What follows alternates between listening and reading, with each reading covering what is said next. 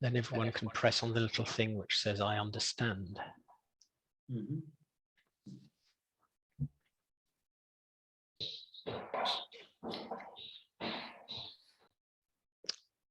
Yes, we won't start until 2 o'clock exactly, because people are still joining quite rapidly. Yeah. Definitely.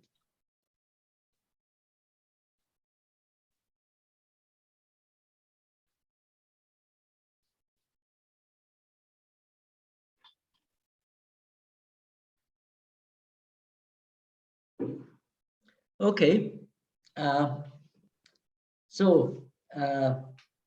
Good afternoon and good morning for those of you who are listening from the United States. Welcome to our Legacy Phosphorus webinar. We have been studying and talking a lot about the contribution of legacy phosphorus to eutrophication and bad water quality. And we will listen to a large number of presentations, very interesting presentations and case studies. And I thank you all for having joined us, and wish you an interesting webinar, and hand over to the first session chair. Thank you very much. Thank you, Ludwig. Hello, everyone. My name is Christiana Staudinger. I'm a postdoc at the University of Natural Resources, Boku in Austria. And I'm co-chairing this first session together with my colleague, Jakub Sandner. And it's a real pleasure to be here with you today. We will have 5 sessions, and at the end of each session there will be time for discussions. So please use the chat function or the raise hand button to make yourself heard or seen. And Jacob and I will also help the other chairs to take care of the raised hands, because we really have a lot of participants from all over the world. Okay, so let's get started with our first session, entitled "What do we mean by legacy phosphorus?" And it's a pleasure to pass on the word to Phil Haygarth from Lancaster University for his first talk. Thank you.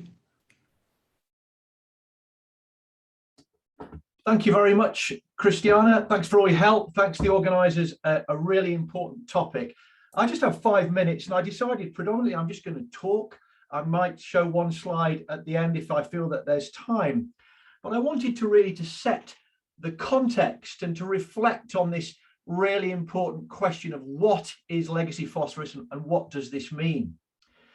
We're dealing with an Earth that's 4.5 billion years old, and from my research and understanding, we have a term which is approximately 1 to 2 decades old.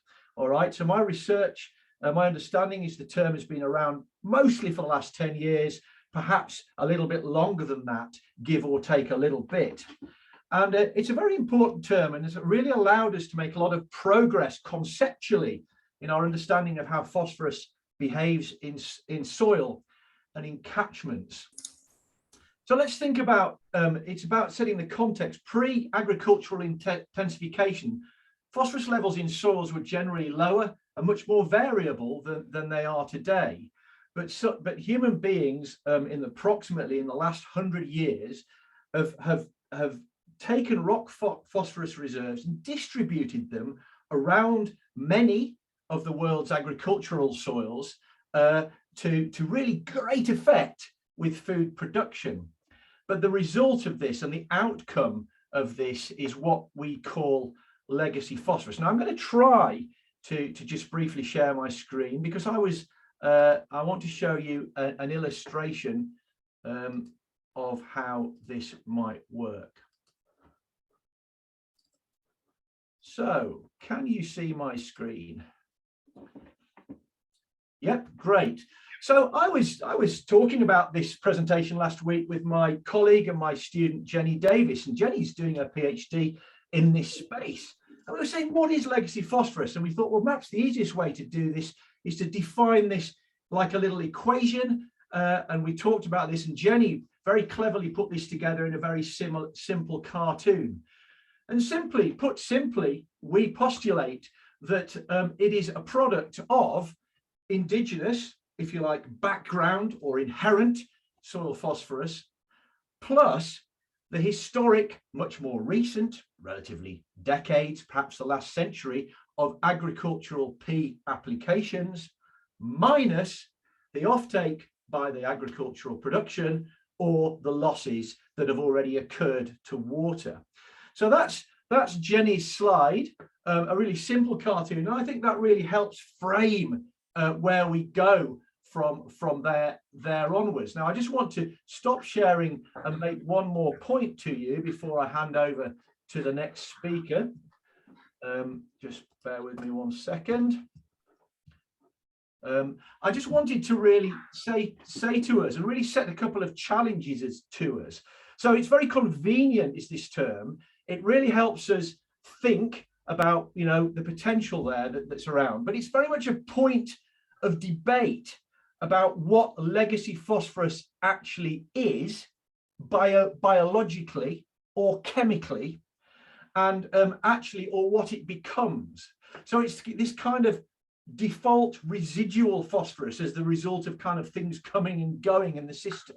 And we all talk about it, but chemically and biologically, actually, I argue we're not really on top of it at all. It's just an operationally defined term.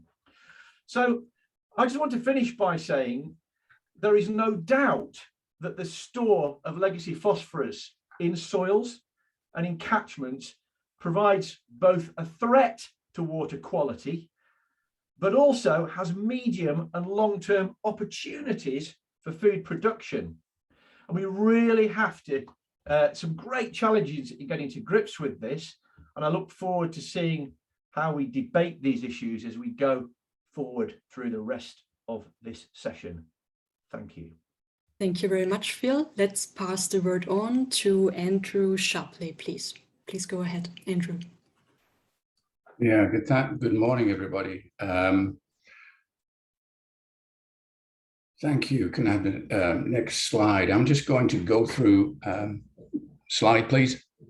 Go through the what we see as different processes that go on to either control or lead to a legacy phosphorus in a watershed system. So I'm just briefly going to give my opinion, my view, that will hopefully set the stage for others to expand on. Initially, soil processes, we know that they increase, that soil peak increases much more rapidly than you can draw it down. And that is due to over application of fertilizers or manures for one reason or another. So we know that once it builds up, it's much more difficult to reduce time-wise. So I think that's a critical component of minimizing any future increases. I'll get to that in a minute. And then there's these mitigation responses. We know that a lot of the conservation practices that we put in place throughout the world do trap phosphorus in them, and that's what they're designed to do. But they eventually become transition from being a sink to a source. And many times those practices take time to be effective. We know that you can't just put in a say vegetation buffer and expect it to work 100% that same year. So there's these time differences and lags controls. And then we get into the even more complex areas of fluvial phosphorus and what happens once it leaves a stream, leaves a field and gets into a stream, river. And that eventually affects the release of the phosphorus and the time it takes for that leave from the field to get to a water body where that response is being seen. And so we then get onto the last variable that we associate with legacies is the fact that adoption of some of these practices that mitigate, say, the effect of legacy P over time are very variable.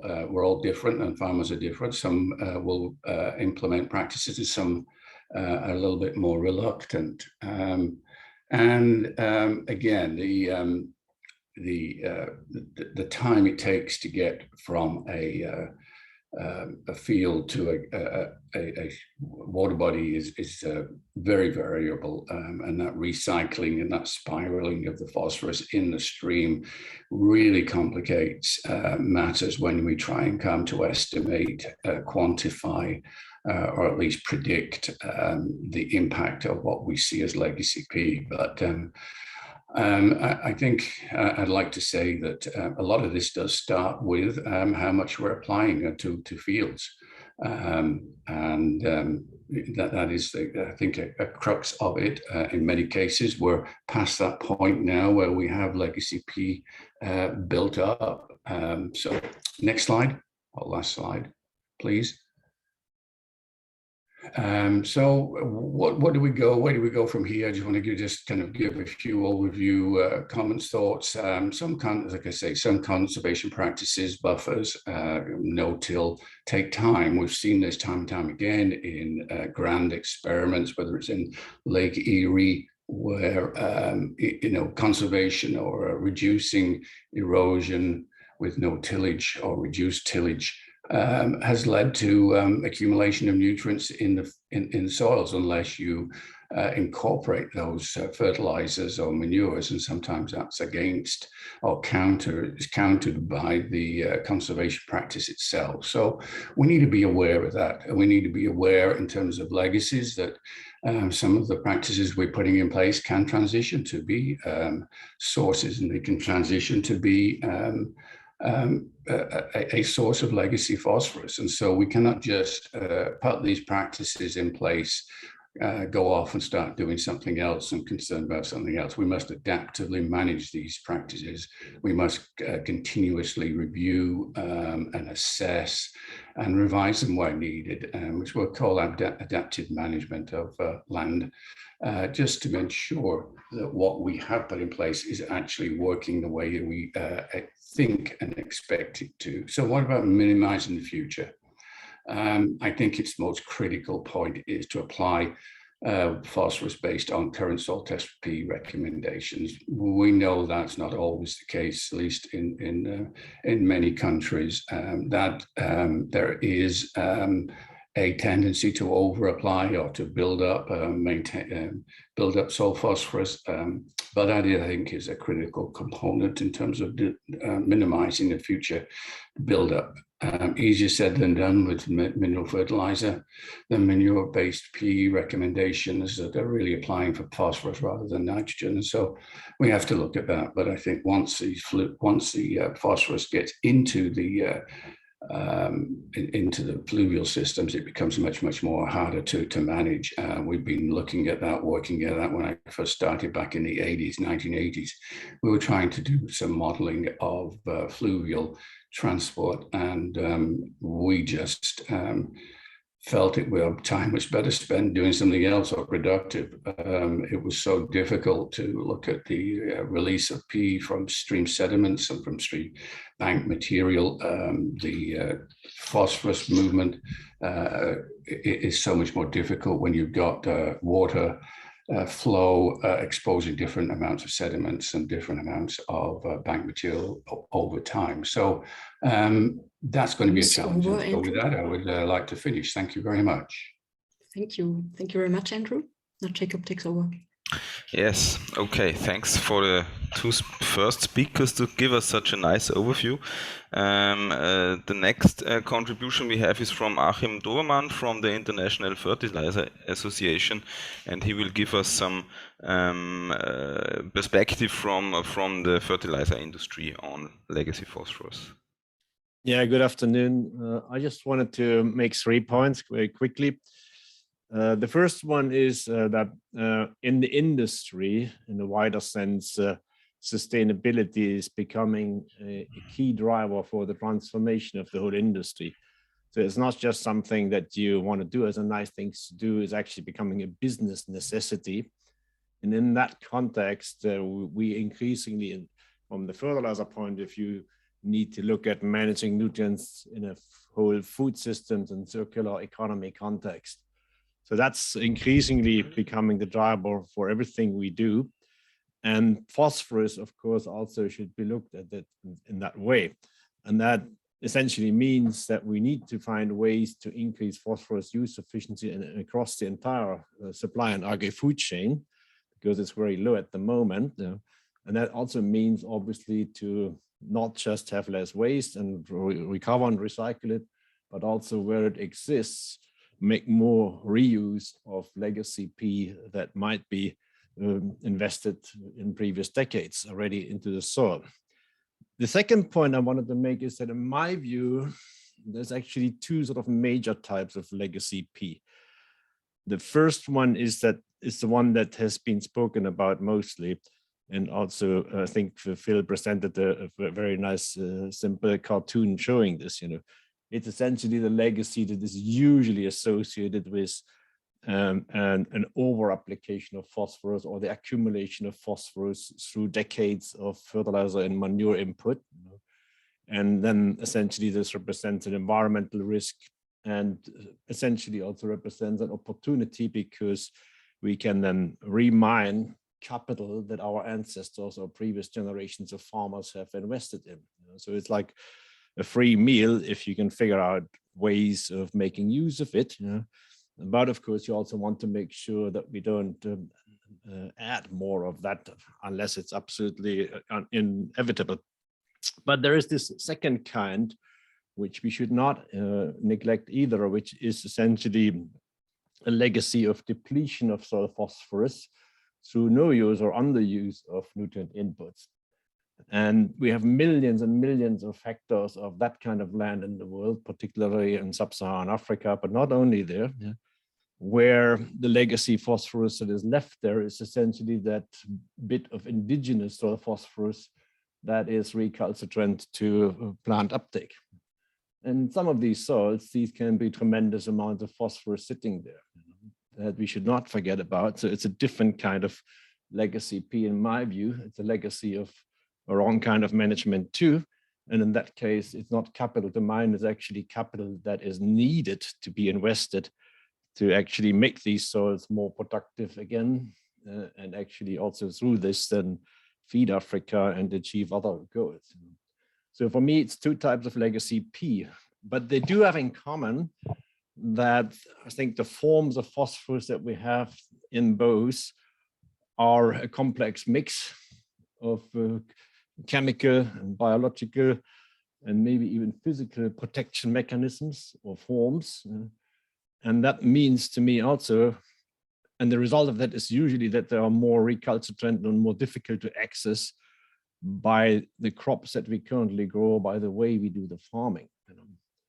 So, and that's why they have accumulated in those forms. So for me, the third point is therefore, if we want to make better use of this, or avoid a wrong kind of buildup of legacy P, I think the interventions that we need to be looking at need to be also fairly complex and much more holistic and integrated, because there isn't going to be a few single silver bullets. It isn't just about manipulating a few microbes that hopefully you can do something in terms of solubilizing more P in certain fractions, or breeding a few plants that excrete a bit more organic acids to solubilize P in the rhizosphere, or have a little bit of a different root system, or changing the crop mix, or finding ways of more precise, more spatially variable management of phosphorus according to the nature of the soil. It's all of that together, and probably a few more things. So, and I think the science we do, the innovation we do, needs to be of this interdisciplinary approach. It needs to be field-driven. It needs to involve soil scientists, microbiologists, breeders, agronomists, engineers, economists, which we should not forget, because we need to come up with stuff that actually is scalable commercially in practice, because otherwise all of these great ideas that we may come up with will never have any impact. So it's a lot of this together. And on top of that also, of course, we need to integrate this with a more precise management of any fresh additions of phosphorus that we still need to make to the soil to keep levels of productivity to where we want them to be, but also achieve high levels of phosphorus use efficiency. So it's a fantastic opportunity. It's a fantastic challenge. And I wish all of you good luck this afternoon to hopefully come forward with some new ideas on it. Thank you. Okay, thanks a lot, Achim, for your contribution. Maybe a comment to the organizer. I keep getting muted and also my video stopped. So could you please look into this? Thanks a lot. Then our next contribution is by Rich McDowell. Unfortunately, he cannot join in person, so we will listen to a pre-recorded talk for a few minutes. Just one thing for all the audience, it's advisable to turn up your audio because it's not very easy to understand it otherwise. And maybe don't forget to otherwise turn it down again to not get your ears blown off. Welcome. I'm going to outline a study we conducted and published a couple of years ago in Frontiers Environmental Science that evaluated the stock of soil phosphorus as a legacy for agronomic and environmental performance after stopping pea fertilizer applications. Now, we did this utilizing a georeference database of around 500,000 samples of soil olsen P concentrations across New Zealand. We calculated the likely loss to water as the environmental aspect here, as water extractable P, utilizing an empirical relationship that related water extractable P to a quotient of soil olsen P and anion storage capacity. Anion storage capacity representing P retention or soil P sorption capacity. We developed a model to predict water extractable P and olsen P by soil and land use combinations. Then we also assigned targets for environmental and agronomic thresholds. The environmental threshold was relative to periphyton at 20 parts per billion, and the agronomic threshold was relative to soil and land use combinations, and varied from 18 in a cropping scenario all the way up to 40 milligrams per litre in a dairy scenario. We then used empirical relationships and georeference locations to model the time for areas across New Zealand with enriched olsen P to decline to their respective threshold, agronomic and environmental, if fertilizer was stopped. Now, looking at the data, the percentage of samples that exceeded the target agronomic olsen P concentration tells two stories. The first is that more intensive land uses obviously have a greater enrichment or greater percentage exceeding those targets, and went from dairy through to horticulture, cropping, and sheep and beef land use. They also varied according to soil type, with volcanic soils having a greater enrichment, and that's because they probably hold on to the phosphorus more than peat soils, which have very little anion storage capacity and iron and aluminium. It's also true that the percentage increased with time, and that represents an expansion of intensive industries such as dairy.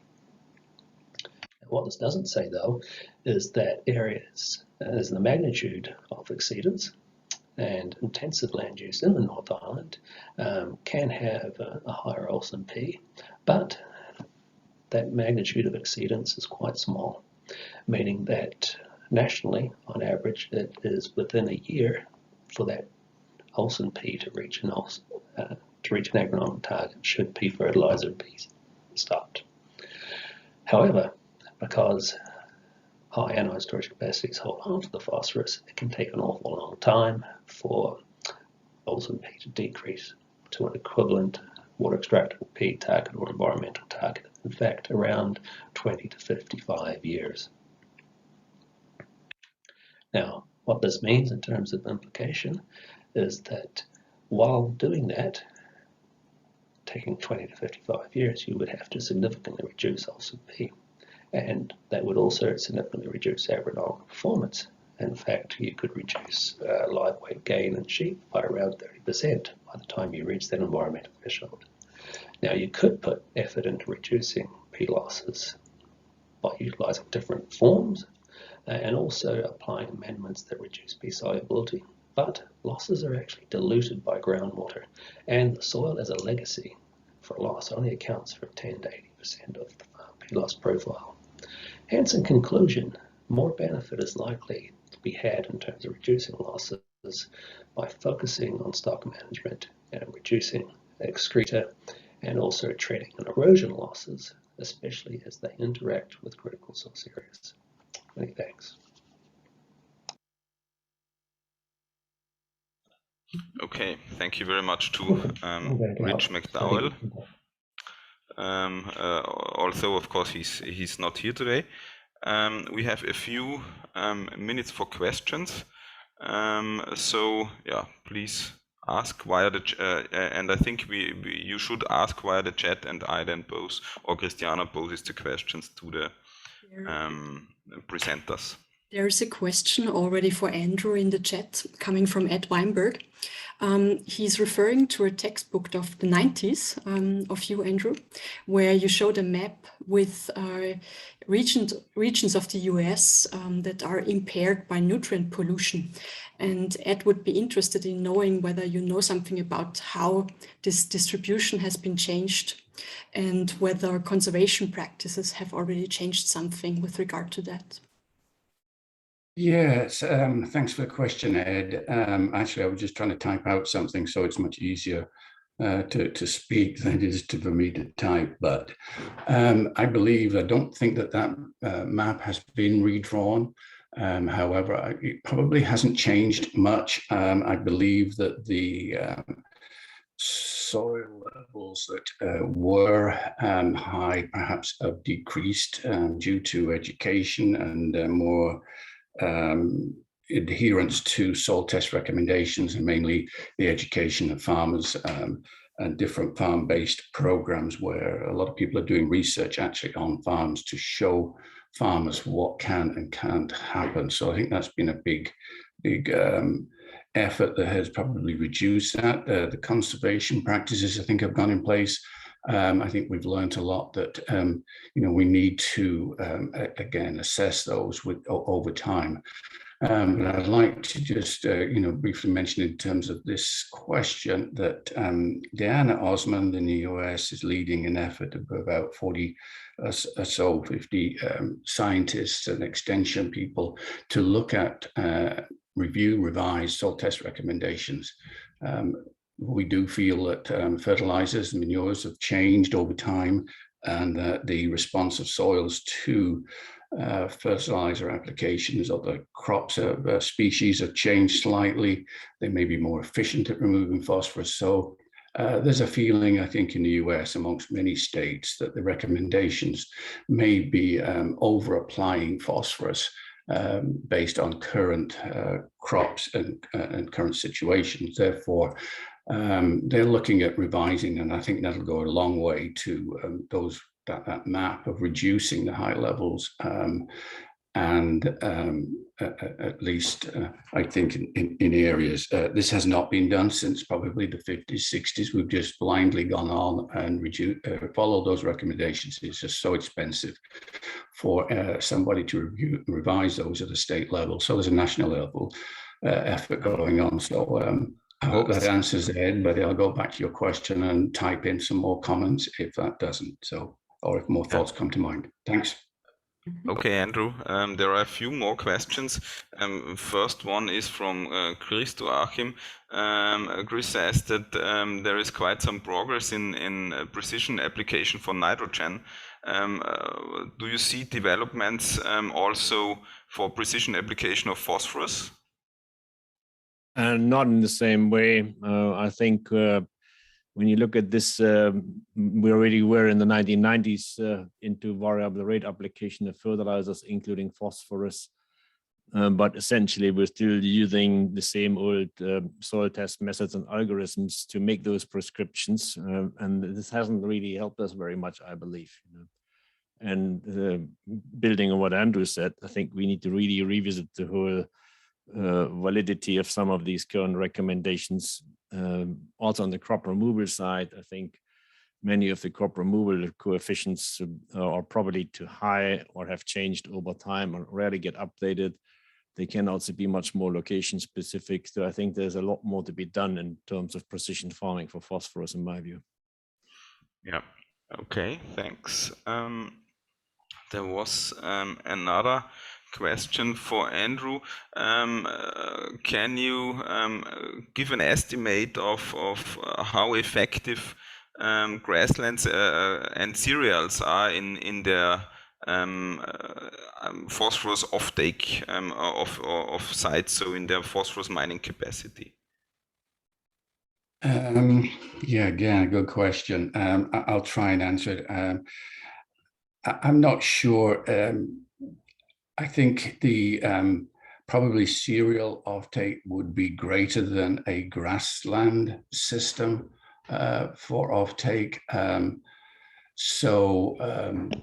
I think the other thing about grasslands, at least in some systems here, you've actually got to offtake it, which means harvesting and removing that plant material from the field. A lot of times, with grazing, and that is cattle grazing, and that's just basically recycling that phosphorus. So I think my thought would be that cereals, and again, echo what the other speakers of Akim and others have said, that the plants have been dynamic, so they have been changed, modified slightly, and they're maybe more effective at removing phosphorus.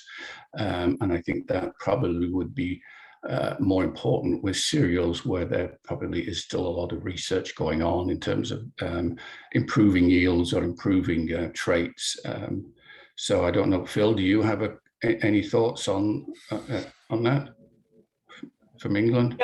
Yeah. So actually, there was just something I picked up last week from Paul Withers et al. Have been doing some research, and they found that that the wheat agriculture in the east of England is actually drawing down a lot of phosphorus, and some of those soils in the east of England are actually using up phosphorus stores, and that's a concern. Whereas there's more of the opposite issue on the other side of the country with the livestock. Okay, thank you very much. Then we go on to our next topic. Before we start this, one hint for the audience. We will scan through the chat comments that we have here, so everybody's encouraged to put questions, even if we maybe don't have the time to ask them here publicly, and also to provide maybe links to interesting content also on the web. We will compile the chat and also make this publicly available in one of the next years.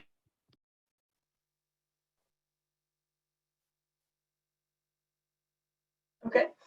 I will briefly show some results of our long-term field trials on grassland soils in the Netherlands. Next slide, please. There are 4 locations on 3 soil types: sand, peat, and clay. And at the start of the experiment, all soils had a neutral soil peat status. And the results that I will show today refer to the treatments that have not received any peat fertilizer at all since the start, so the mining plots. And we compare those with the plots that do receive equilibrium fertilization. Next slide, please. This slide, so this figure shows the trends in the available P content of the soil as a function of time. And this is available P measured as PAL, so measured in acid ammonium lactate solution. And this has been measured in soil samples taken from the upper 5 centimeters of the soil. And as you can see, the soil P status rapidly declines in the mining plots over a period of about 10 years, and then it kind of stabilizes. You could say a new equilibrium is being reached. And this decline is very similar in the sandy soils and the clay and the peat soil. Next slide, please. And this figure shows the yield loss. So this is the amount of phosphorus being taken up by the grass in the mining plots as compared to the grass yields on the fertilized plots. And what you can see here is that already from the start in 2002, we observed lower yields on the mining plots as compared to the fertilized plots. But these yield losses are increasing over time on the clay and the peat soil. So nowadays we observe like 60 to 80% less yield on the clay and peat soils, which are being mined as compared to the fertilized treatments. Whereas on the sandy soil, the yield losses are lower. And this difference between yield losses between the sandy soils versus the clay and the peat soil is not in line with the trends in the soil P status that I showed in the previous slide. And to explain these differences between soil type and yields that we observe, we should go a bit further into depth, which is the next slide. This figure shows the soil P content, so the PAL value, as a function of depth in the upper 30 centimeter of the grassland soils. And the striped bars are referred to the initial P content, so before the start of the mining experiment. And the solid bars are after 10 years of mining. And this is in the clay soil. And this profile is rather typical for a clay soil. So you can see that the phosphorus has been accumulating in the upper 5 centimeters of the soil, whereas it is rather low in the layers from 5 to 30 centimeters depth. And after mining, we can see that the PAL content has been effectively reduced in this upper 5 centimeter of the soil. And that also explains the lower yields on this soil. Next slide. And this is the same figure, but then for the sandy soil. And now you can immediately see that this looks very different. So on the sandy soil, we see that the soil phosphorus was at the start of the experiment homogeneously distributed over the 30 centimeters of the soil. And that is on the one hand due to higher historical inputs on this sandy soil, but also due to tillage prior to the start of the experiment, which is more common on sandy soils. What we can see is that mining again reduced the available P content, but that this effect is most pronounced in the upper 10 centimeters of the soil, whereas mining, even after 10 years, had no effect on the P content at 30 centimeters depth in this grassland soil. And this also explains why the yields are still, yield losses are not so severe on the sandy soil, because the grass can still take up the phosphorus from the deeper layers. But of course, this also has implications for the environmental benefits, because we also observe from measurements of orthophosphate in pore water that leaching from the rooting zone still continues at this site because of this high P content in the lower layers of the soil. So next slide, please. So the take-home message is that mining of phosphorus on grassland soils is an effective approach, but that the effects are most pronounced in the upper 10 centimeters of the soil, and that we should also be aware that phosphorus can be present at greater depths, and that in that case, maybe tillage could be advised to speed up the mining process and reduce leaching from the rooting zone. Thank you. Okay, thank you very much, Ingwe. Sorry, I think I got muted and therefore couldn't introduce you fully. The next speaker will be Debbie van Rotterdam of the Nutrient Management Institute in the Netherlands, speaking about a 17-year, speaking about a 10-year mining experiment in the field. Yes, good afternoon. My name is Debbie van Rotterdam, and I will take you on a short journey to a stream valley in the Netherlands. I see that my format has changed a little. Next slide, please. This is the stream valley, it's 75 hectares. The aim was to develop natural grassland on former agricultural soils, and to this extent we aim to decrease the P that has been the P in the soil profile. We will look at the stream valley as a whole, and we will look at 6 experimental plots. Next slide, please. When we look at what happens to the soil over 12 years in the topsoil and the available P, again with P ammonium lactate, just as the previous speaker, we can see that the rate of decrease over the 12 years is very nicely linearly related to the initial available P in the topsoil. This means that in the right graph, you can see that the decrease over time, that the initial available P content decreases over time, and that at a certain point it levels off. Next slide, please. Here you see on the left-hand side that it becomes more blurry when you come to the lower P contents. So we'll dive into this a little bit more on in our 6 experimental plots. Next slide, please. There we had 2 treatments next to each other, one treatment with a nitrogen and potassium fertilizer and one without. And this graph shows you the effect of adding this nitrogen and potassium on crop yield and P uptake. And at the start of the experiments, P uptake and crop yield were more than 2.5 times higher if you added fertilizer. But interestingly enough, this effectiveness decreased over time. And after 10 years, it was still stable at around 1.6 times as effective when adding nitrogen and potassium. So what happens to the phosphorus is the next slide, please. Thank you. We made a mass balance approach, and I will only show you the results of the top 50 centimeters of the soil because my previous speaker spoke about the distinguishing between different soil layers. We also made this distinction, but I will now only show the 0 to 50 just to demonstrate the effect of what happens in the mass balance. So sandy soils, there's a decrease in available P in the top 50 centimeters. And this decrease is a factor 2.5 to 7 lower than your P removal rates. So as we know, there is buffering, and this buffers the ammonium lactate extractable P. For the peat soil, this was not the case. So for the peat soil, over this 10 years, and we measured every year, there was no removal. It did not decrease netto. Next slide, please.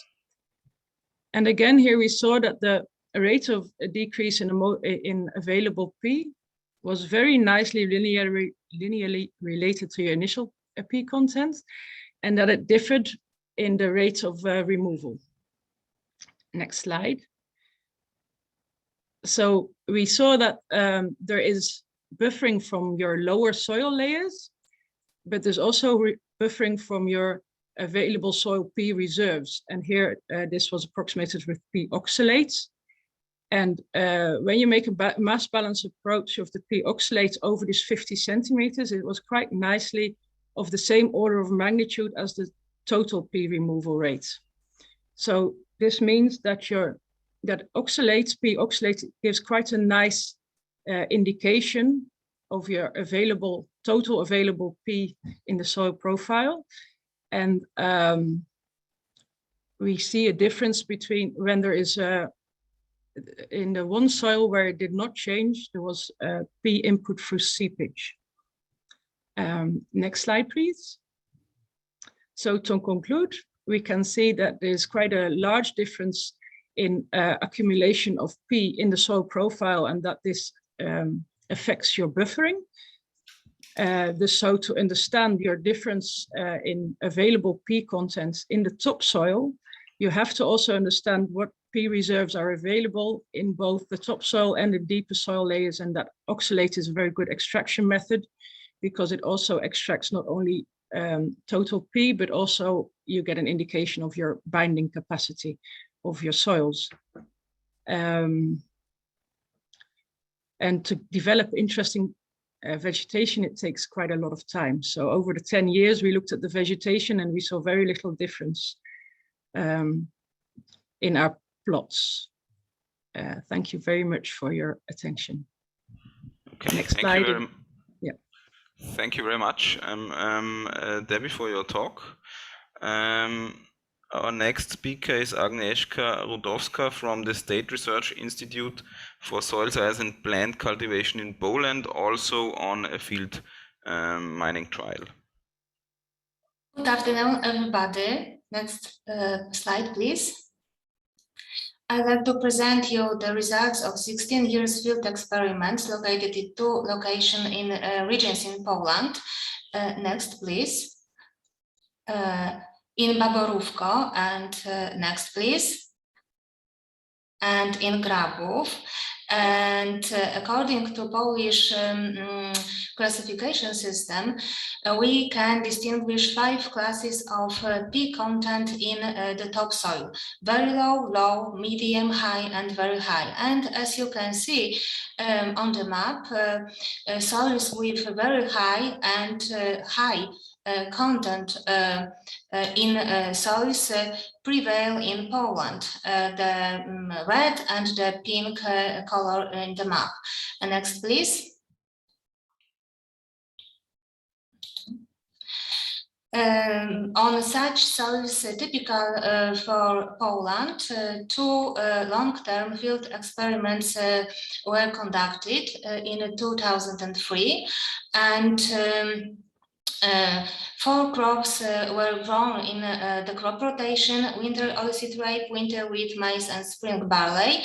Factors of the experiments were pea fertilization and nitrogen fertilization in increasing rates. And since 2003, in the P- treatment, no phosphorus has been applied to the soil, and in the P+ treatment, each year under each crop in the crop rotation, mineral P fertilizer as form in a superphosphate were applied in rates between 31 and 39 kilograms P per hectare. And next, please. As you can see, over several years of the experiment, under regular P withdrawal from the soil, there were no differences between crop yields both in the experiments. And yields were determined mainly by weather condition, especially precipitation during the vegetation period, than phosphorus fertilization. Next, please. In Grabów, where experiment was located on soils less available in phosphorus, classified as high content phosphorus in the topsoil. After 12 years of the experiment, there were found a tendency for reducing crop yields of maize and spring barley, but as you can see, the differences were not statistically significant. And if you can compare results obtained in Grabów and Baborówko, in the second location, no similar relationship was found. Next, please. More visible was interaction between the factors phosphorus and nitrogen fertilization, but only in Grabów. And as you can see, those interactions were not significantly proved. Next, please.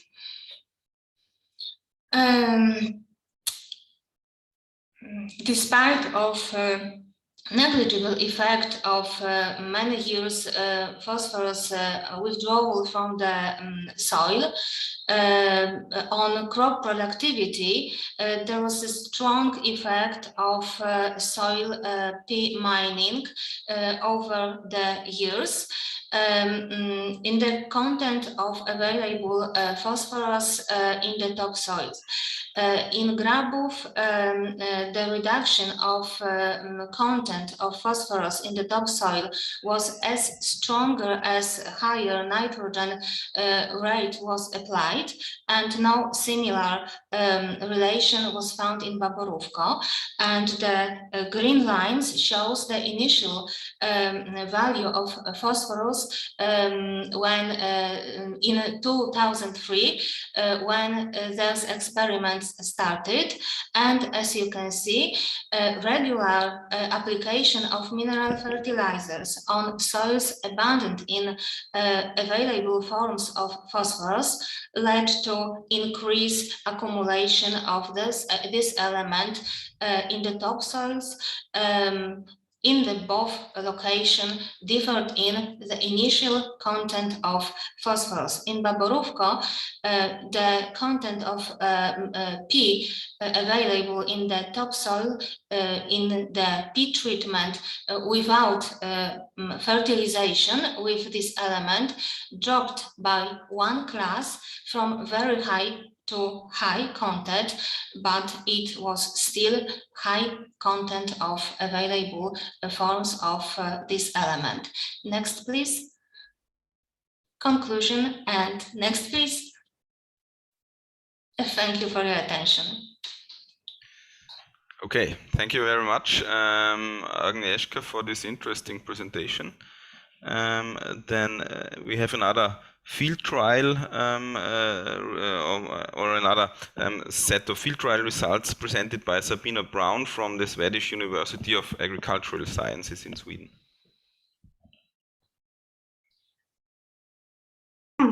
Hello, hey. I will present you some results from some Swedish field trials. So next slide, please.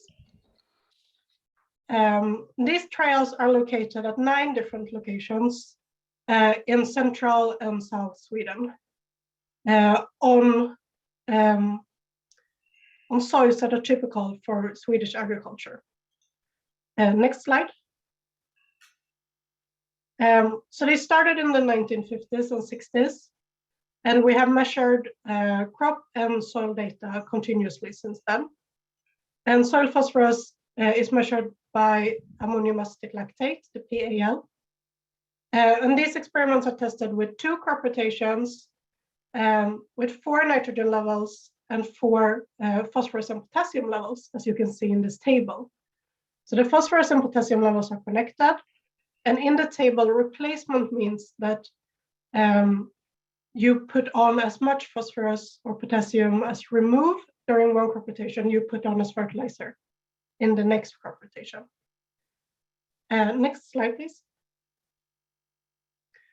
So here we have the change in PAL content from the start of the experiment to 2017, plotted against the phosphorus balance for the same time frame. So we have the phosphorus balance ranging between -500 to plus 1,500 kilograms phosphorus per hectare. And as you can see, next, is that a phosphorus balance around 0 means a decrease in PAL over time. But what does this mean for the yields? Next slide, please. So this is the winter wheat grain yields from all 9 locations on all years. And here we have, and I want you to notice that when you put on no phosphorus for over 50 years, you still have no decline in yields over time on these 9 soils. However, you do get lower yields when you do not put on fertilizers. Next slide, please. So here we can see the average increase in yield compared to the plots that does not get any phosphorus. And as you can see, the variation is very large between years. And the replacement levels, where you have a phosphorus imbalance, does not truly get as high yields in good years as the one that get excess phosphorus. But it's very close. And next, there is a very large difference between sites. So if we look at the same data, next slide, but as box plots, where we have aggregated all the data from all the locations, we can see that there is no statistically significant difference in average yield increase between replacement or adding excess phosphorus. But the variation is very large. So there is a trend. You do get some extra kilograms of yield if you add phosphorus, but the difference is is very big between locations. Next slide. So in conclusion, AL declines when you have a phosphorus imbalance, and yields on average over these 50-60 years are slightly lower when phosphorus is imbalanced compared when you put on excess phosphorus. But it's not statistically significant because on some soils you have a very large yield response to fertilization, and on some soils you get nothing, no difference at all. And even when you add no phosphorus for over 50 years, you do not get a decline over time in yields. So the soils are still able to deliver phosphorus still after 60 years of continuous cropping with no phosphorus addition. Thank you so much. Okay, thank you, Sabine, for this very interesting, very long-term perspective. We have one more participation in this session, presented by Vladimir Nosov from Phosagro in Moscow, on the question whether splitting phosphorus application rates or decreasing phosphorus rates would be contributing to sustainable crop production. Good afternoon or good morning to everyone. Thank you for the introduction. First of all, I'd like to mention that our research was done in cooperation with the Research Center for Agriculture and Forestry in Lithuania. Next slide, please. And just a few details about the research experiments. It was done on sodium soil, having coarse texture. It's a sandy soil, low content of organic matter, and importantly to note, soil initially had good status of available phosphorus, of course, due to the past history of phosphorus fertilization. Next slide, please. Our experimental design included 3 experimental treatments. The first one was done with dry phosphorus fertilizer, monoammonium phosphate fertilizer in a recommended phosphorus normal rate for the area. The second treatment included only liquid phosphorus fertilizer, ammonium polyphosphate fertilizer, applied before planting, but in a decreased phosphorus rate. Rate decrease was about 18%. And the last treatment included basal phosphorus application, again as a liquid fertilizer, and additional foliar fertilization with phosphorus, again in the form of liquid phosphorus fertilizer. Next, please. And now we have data for 2 seasons. This experiment is continuing for the 3rd season, but let's discuss available results. So when we decreased phosphorus rate up to 18%, but with liquid fertilization, with liquid phosphorus fertilizer, ammonium polyphosphate fertilizer, we observed some yield increase during both seasons. But in the last treatment, we observed the best yield level during both seasons. So in this case, split fertilization with phosphorus was the best decision. And I'd like to mention that in the end of May, there may be quite cool temperature. And of course, such conditions affect phosphorus uptake.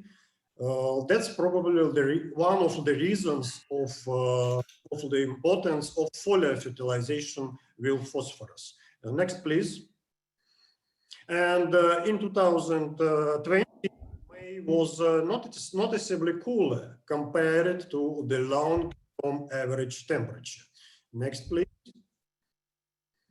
Here is the economics of nutrient management, and the last treatment provided the best economics. Next, please. And here are the conclusions, and the answer is yes, it's possible to decrease phosphorus rate, but with liquid phosphorus fertilizer. And the best nutrient management strategy included split fertilization with phosphorus. Probably liquid ammonium polyphosphate fertilizer helped to decrease phosphorus fixation. And of course, low temperatures during spring season may be a reason for such conclusions. Thank you for your attention. That's all. I'm quite in time, I hope. Yes, thank you, Vladimir. We are a bit behind of time, but still these were very nice talks and giving us a very good overview also on many field experiments. We will only there were really many questions, and we can't go through all of them here online, but maybe to put one question to all of the speakers. What is your opinion? Why do we see so variable results? And especially if I think about the Swedish case, where you mentioned that in some field trials that you looked at, you had clear declines in yield, in others you didn't. So what do you think is the reason, and how could we or what would we need to do to integrate these reasons into phosphorus fertilizer application recommendations? In my case, in the Swedish field trials, we have not enough sites to make a clear conclusion, but the sites that has the best response to phosphorus fertilization are sites that are poor for crop fertilization, crop growing. So they have some structural problems in the soils. They're silty soils with very high penetration resistance for roots, poor water holding capacity, and so on. Those sites respond better to fertilization than sites that are considered to be very good and fertile for crop production, in my case. Thank you.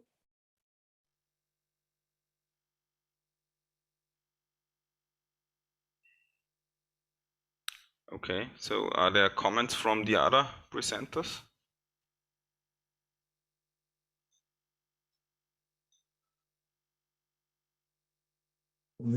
Yes, if possible, I would like to yes. add something to the answer of Sabina, which was, of course, a very good answer. And in addition, I think it's also important that we always look at only available P in relation to agronomic yields. But if you want to look at changes in available P, then I think it's important that you look at what are your P stocks and what is your binding capacity of your soil. So to further understand what is driving your available P content. So available P content what this means can be completely different on soils with a low binding capacity than on soils with a high binding capacity. And it also means that the amount of P that is available in total is completely different. And we don't take that into account in our agronomic recommendations at all. So I think this would be important. And also for some crops, we only look at the first 10 centimeters of the soil, while Inga clearly shows that in deeper soil layers, grass, for instance, also takes up P. So we have a very narrow way of looking at our soil P reserves, and we do not take the reserves into account, and also not the buffering capacity, the binding capacity. Okay, thank you, Debbie and Sabina, for your answers. That's also a bit my conclusion about these talks, that understanding the phosphorus buffering is important, of course, for understanding how crop yields would react on seizing phosphorus even phosphorus application, even in high phosphorus soils. Okay, thank you very much. I think we go on and to our next session, which will be chaired by Steve Hallam. Yep, thank you, Jakob. Good afternoon and morning, everybody. I'm Steve Hallam, the Secretary of the International Fertilizer Society. We're a different organization to the association that Akim works for. We're all about the dissemination of technical knowledge. So feel free to check us out and see if what we do is of interest to you. This next session is comprised of 8 presentations, all looking at trial results, trial work looking at legacy P, drawdown and soil phosphorus. And I'd like to introduce now the first speaker, Yu Gu of Wageningen again. Hello, everyone. I'm Yu Gu from Wageningen University in Netherlands. My topic is potential of soil P saturation index for evaluating the crop yield and leaching risk. So fertilizer P application is relevant to sustain the elevated crop yields, but inappropriate use may cause the enhanced leaching and affecting the water quality. So to derive the sustainable P management practice, it is very important to get insight in the dynamics of legacy P on soil P status over decades of cultivation. Deriving such practice will also benefit from harmonized soil P indicators for risks to both crop yield decline and leaching risk enhancement. Next, please. In this study, we aim to assess the impact of long-term fertilization on total reactive and soluble P. And then we also want to know how the crop yield and environmental risks respond to the legacy P. Finally, we would like to know if the P saturation index can be a good indicator to crop yield and leaching. Next, please. Long-term experiments were set up in acidic soil regions in southern China. These experiments were conducted in soil with very low soil organic matter, low initial P level, and also the low P saturation index in an area with large rainfall. 6 treatments were chosen with a big range in P input due to the manure application. Next, please. We firstly assess the impacts of P surplus on different soil P indicators. We found that when the P surplus was nearly 2,000 kilograms per hectare, added P did not fully accumulate, implying the leaching from the top layer to deep soil and then to the surface water. Besides, when the P surplus was nearly 3,000 to 200 kilograms per hectare, the soil reactive P pools were saturated. However, the soluble P increased continuously with the enhancement of the P surplus. Next, please. Then we evaluate if the P saturation index is a good indicator of soil P for both crop yield and leaching risk. We found that crop yield was no further limited by the available P when the P saturation was near 0.25. P leaching risk was strongly enhanced when the P saturation index nearly 0.135. We conclude that P saturation index is a good indicator for both crop yield and leaching risk, but the target level of P saturation for crop yield is higher than the tipping point for environmental risk. The challenge is thus to enhance the crop yields at lower P saturation index through improving the field management. Next, thank you. Thank you very much, Yugu. And could I just remind everybody, if you're asking a question that relates to a particular presentation, if you could include the name of the presenter in your question, that will help us to direct the question to the right person. Thank you. Next up, we have Amy Shover from the University of Delaware. Good morning, good afternoon. I'm presenting data from a long-term phosphorus drawdown on behalf of Nicole Fiorellino. Next slide, please. The study was established in 1994 at 3 University of Maryland farms to evaluate drawdown of soil test P concentrations by continuous cropping under grain or forage rotations. Manure was applied to small plots annually between 1994 and 1998 at 5 total P rates ranging from 0 to 1,600 kilograms of phosphorus per hectare to create plots with soils spanning a wide range of soil test concentrations. Soil test P drawdown began in 2001. Crop yields were measured annually, and soil samples were analyzed every other year. Data analysis was completed by location because manure types and crop rotations varied slightly. I will present grain yields and soil test P data from one location that received poultry litter. Results from other locations followed similar trends. Next slide, please. The graph shows drawdown in Mehlich-3 phosphorus concentrations for soils cropped under a corn full season soybean rotation starting in 2001. The dotted line represents the agronomic critical soil test P concentration of 50 milligrams per kilogram, under which we expect a significant yield response to added P. Letters indicate significant manure P treatment effects by year.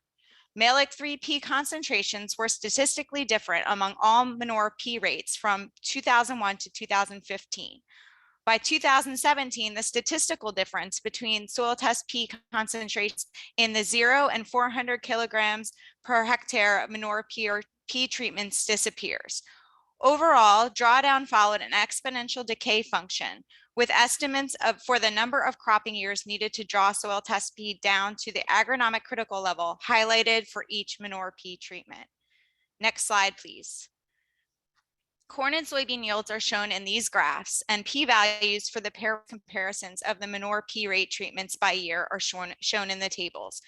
Yield data before 2012 was omitted because of minimal treatment differences, as Mehlich-3 P remained above or at the 50 milligram per kilogram agronomic critical level. By 2012, the Mehlich-3 P concentrations in the no manure plots in blue dropped below the agronomic critical level, resulting in the significantly lower yields than for crops grown in manured plots. By 2017, Mehlich-3 concentrations in the plots receiving the 400 kilogram per hectare manure P treatment in orange also dropped below the agronomic critical level, but the yields were not significantly lower than for crops grown in the other manured plots until 2021. Yet 2021 soybean yields in plots receiving that 400 kilogram per hectare manure P treatment remained higher than the no manure plots, suggesting that crops may have benefited from a manure carryover effect. Organic matter, soil micronutrients, and soil P fractionation results may help explain this carryover effect. Next slide, please. Thank you.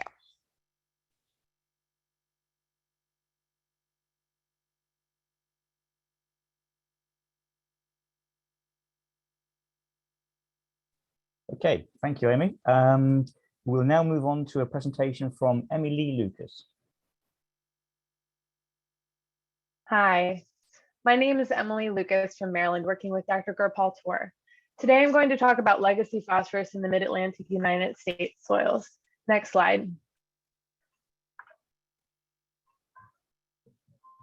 The coastal plain in Maryland is home to a robust poultry industry with more than 287 million broiler chickens raised per year. These chickens produce 345,000 tons of poultry litter annually. Legacy phosphorus in soils is a prominent issue, and farmers here are under phosphorus-based regulations. Our study sites shown here provided an example of manure-impacted legacy phosphorus soils. The climate in the region is humid, temperate, and sites have both forage and grain cropping systems, which are common in the region. As a part of this study, various amounts of manure phosphorus were applied at 0, 100, 200, 300, or 400 kilograms total phosphorus per hectare for 4 years. Then no further phosphorus was applied.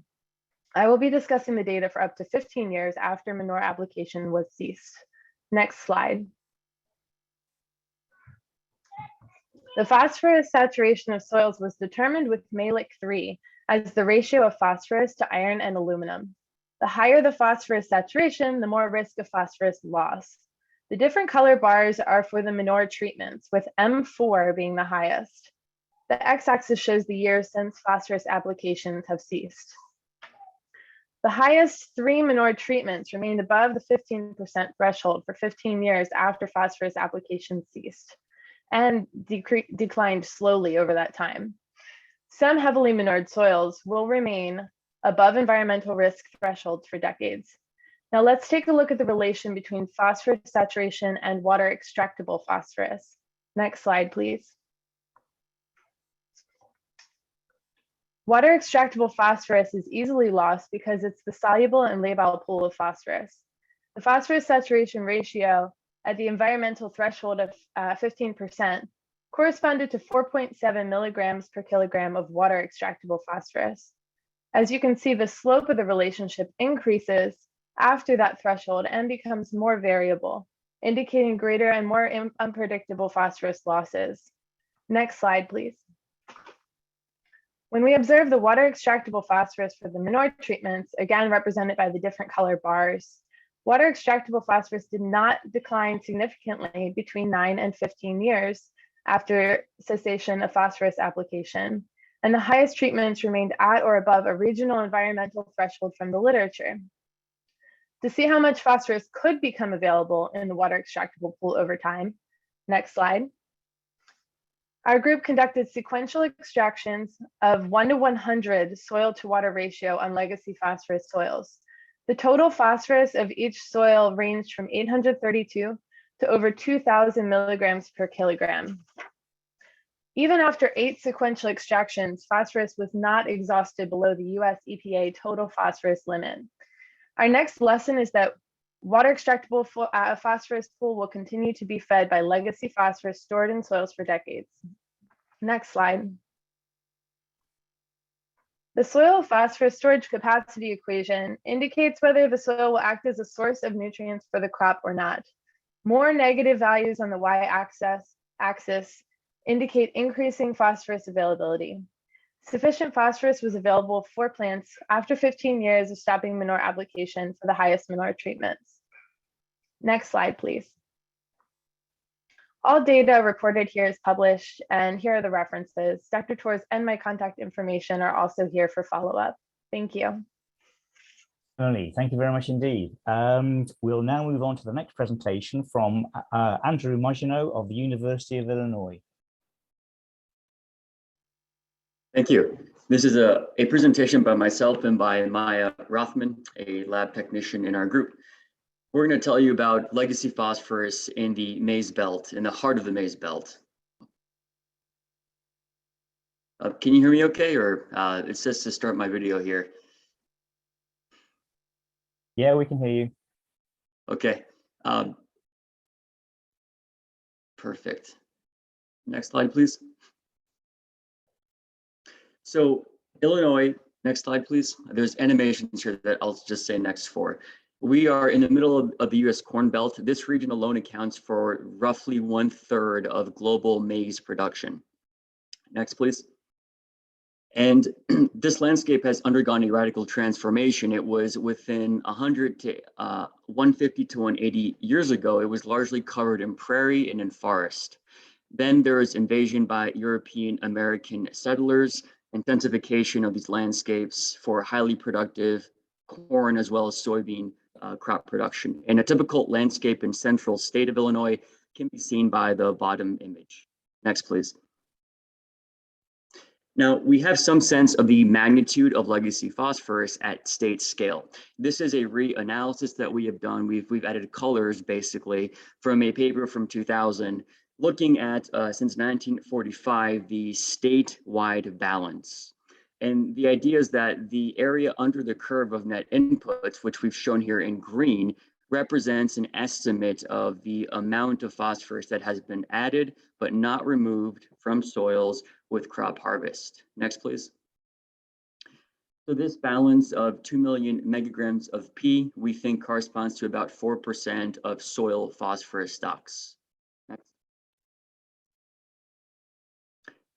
So a large magnitude, but over the 21 million acres of crop production, about 10 million hectares, that's not a whole lot in terms of the relative enrichment. However, this is for a statewide balance. So let's look at 2 case studies. Next, please. First study is 1/3 of a century. Second is 1.5 centuries. So for the first one, we have a long-term site that received lots of swine waste for an unknown amount of time before this experiment began in 1980. And what you can see here is we've got a balance on the bottom left. Next.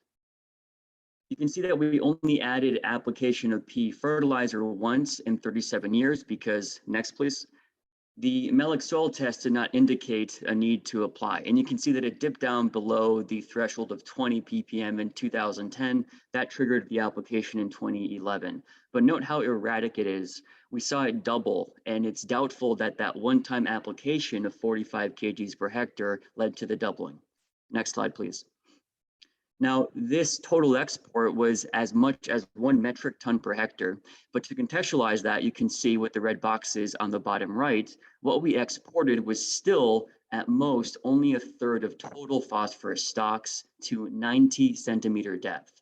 In other words, there's a lot more P that could be mined, but note that the Melick test has gone down to about 25-30 ppm, despite there being over 2.5 megagrams per hectare of phosphorus left in these soils. Next. Right, so the second case study from Illinois comes from the Morrow plots, which are the second longest running experimental crop field in the world. So this gives us nearly 150 years of plot history to draw from. Next slide. Next slide. Yeah, so if you look at the graph on the right here, you can see that the vast majority of P currently in the soil was accumulated over a short 15-year period, more than 100 years ago, which is the second phase here on this graph. Next. If you look at the graph on the lower left, you can see the balance overlaying a bar graph, which shows the actual P stock, and this is based on retesting of archived surface soil samples. This revealed the true magnitude of the buildup during phase 2, which amounted to an 80% increase in total P over those 15 years. Surprisingly, total P has only modestly declined since 1920, and more than 150 years of drawdown would be needed to restore the plot to its original levels in 1876, based on current P removal rates. Finally, we found that the Melick 3 soil test values did not reflect the full magnitude of this P enrichment. Since soil test values are what is most often used to inform fertilization decisions, it's important that the management history be taken into consideration as well, as the soil test values alone don't paint a full picture of the anthropogenic P stock, especially in a case like this when legacy P has been maintained for many, many years. Thank you.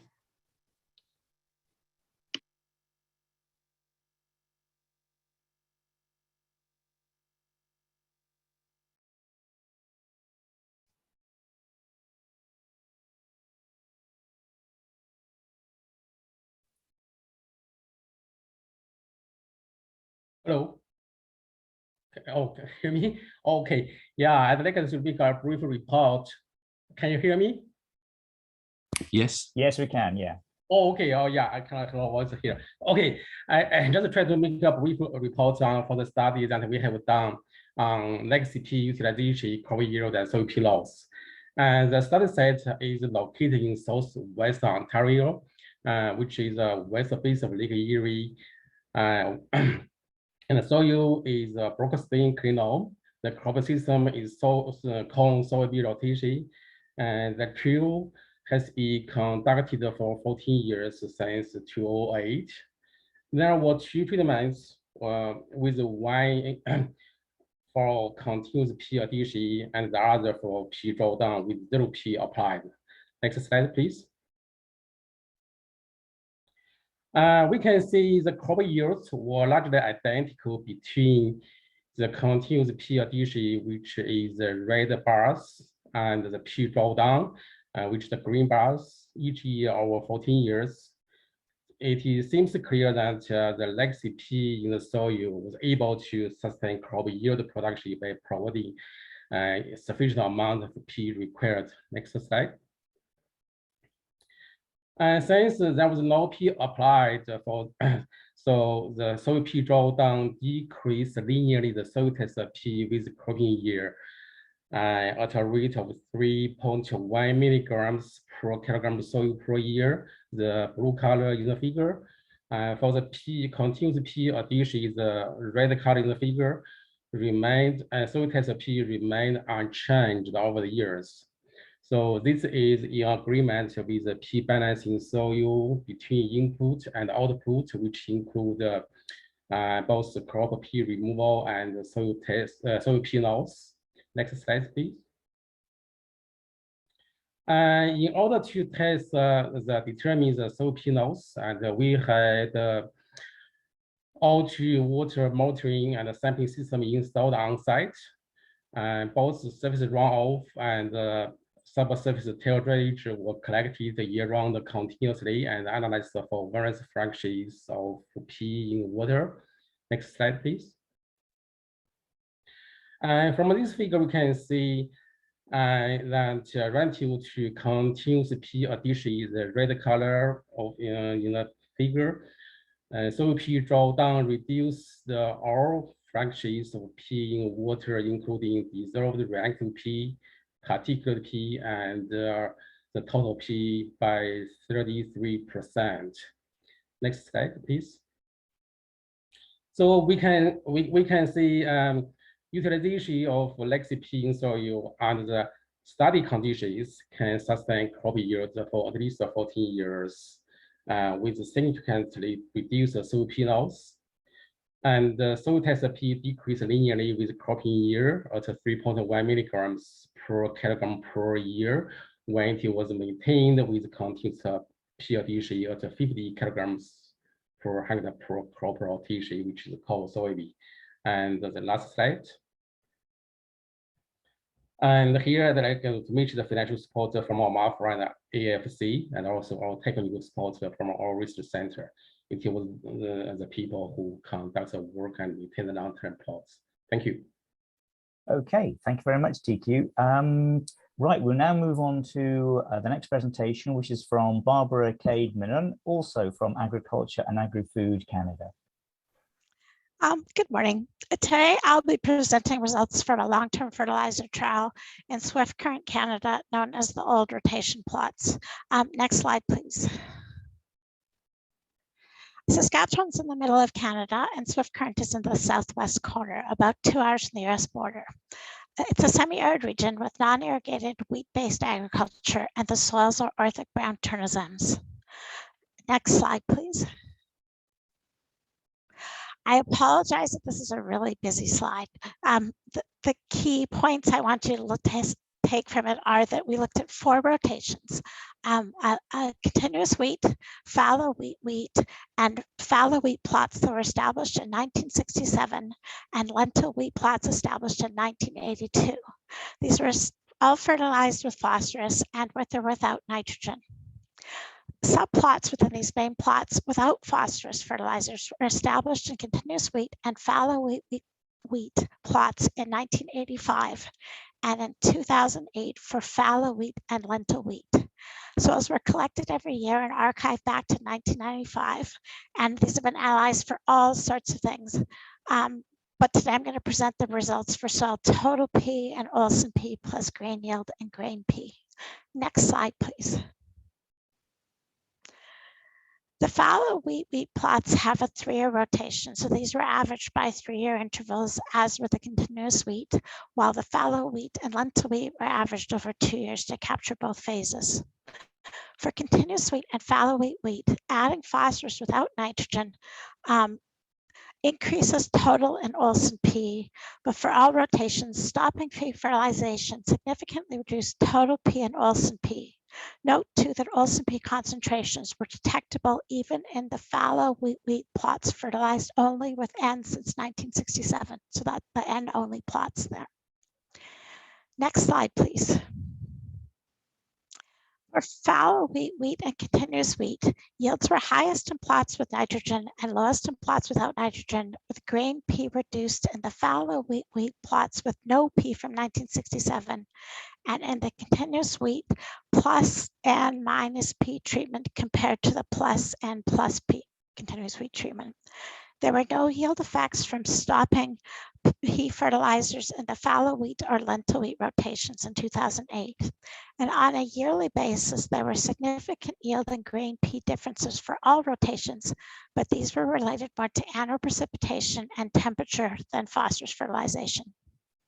Next slide, please. So in summary, total P and oilseed P decreased when P fertilization stopped in either 1995 or 2008, but P effects on yield and grain P were only on plots with no P from 1967 or in continuous wheat plus nitrogen treatments. In all of these rotations, yield is more affected by nitrogen fertilization and precipitation than P fertilization. Note, however, the long-term nitrogen application has significantly lowered the pH in these plots from 7 without nitrogen to 5.5 with nitrogen, and liming is not a common practice in this part of the country. This pH change significantly altered exchangeable cations in the soil microbial population, which in turn has altered phosphorus cycling, which reminds us that it's important to remember that soil P is affected by more than P fertilization. Next slide, please. Thank you for your attention. And if you want more information about these plots, it's given in here in the publications listed here. Thank you. Okay, Barbara, thank you very much indeed for that. So we now come on to the last presentation in this section from Paulo Pavinato of University of Sao Paulo. Hello, everyone. Good morning, good evening, good afternoon for all. I'm Paulo Pavinato from University of São Paulo, Brazil, and I give a brief about the results that we got from Legacy P in Brazilian tropical conditions for sustainable production. Next slide, please. So during the last 3 years, we got a balance. Dzisiaj, kochani, miałem bardzo fajne przekąski w pracy. Sorry, some sounds. We got a mass balance between the inputs and outputs of phosphorus around Brazil in cultivated areas. So we got these numbers, and we started to get positive numbers in 1970. So after that, we just accumulate Legacy P, and these are the areas that were and are cultivated for most of the crops, predominantly soybean, maize, and sugarcane in Brazil.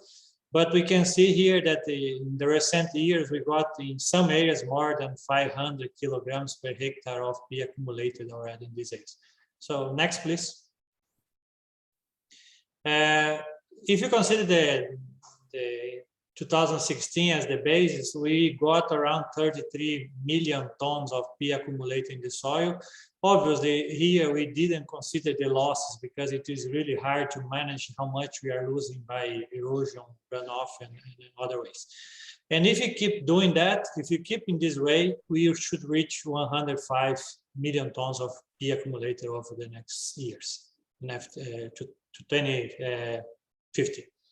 So next, please. So predominantly in the areas cultivated with soybean and maize that represent nowadays in Brazil around 60 million hectares, we got a substantial amount of P accumulated, but not as high as the other crops.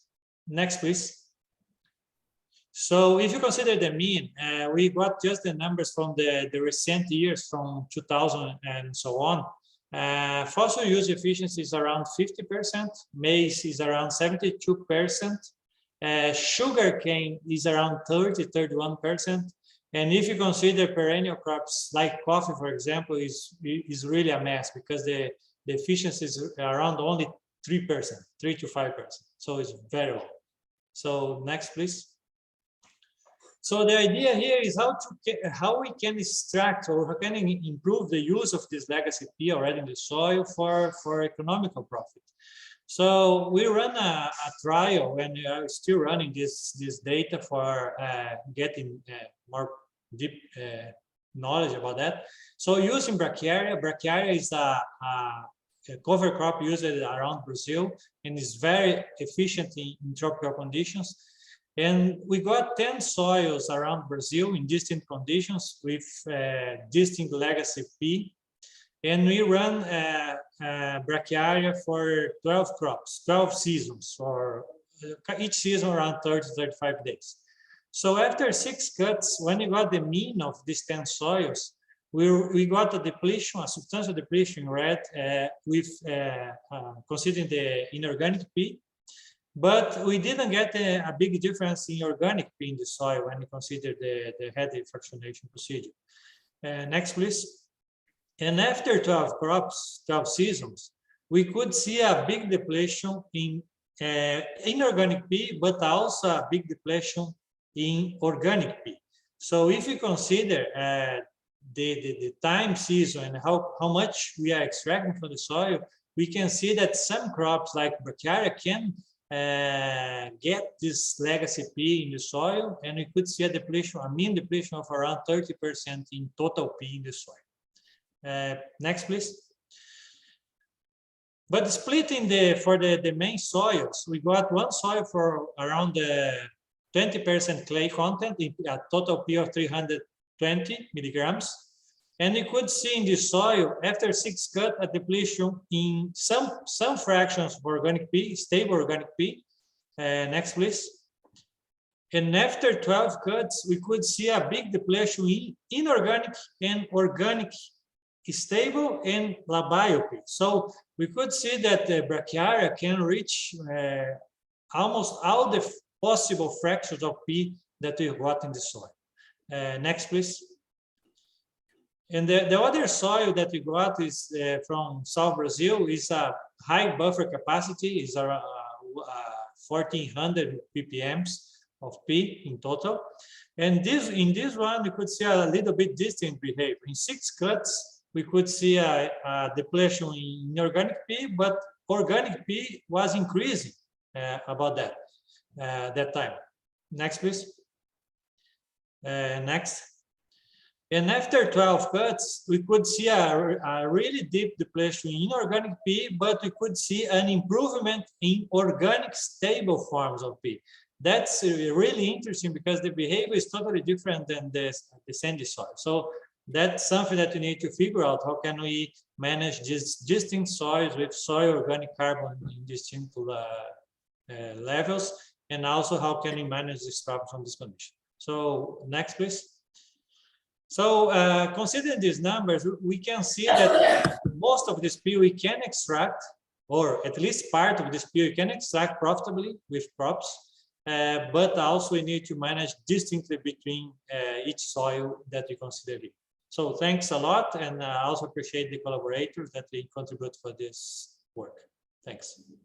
All right, thank you very much indeed. Well, that's the last of the presentations in this section. Now, according to the program, we now have we have a period for discussion and questions.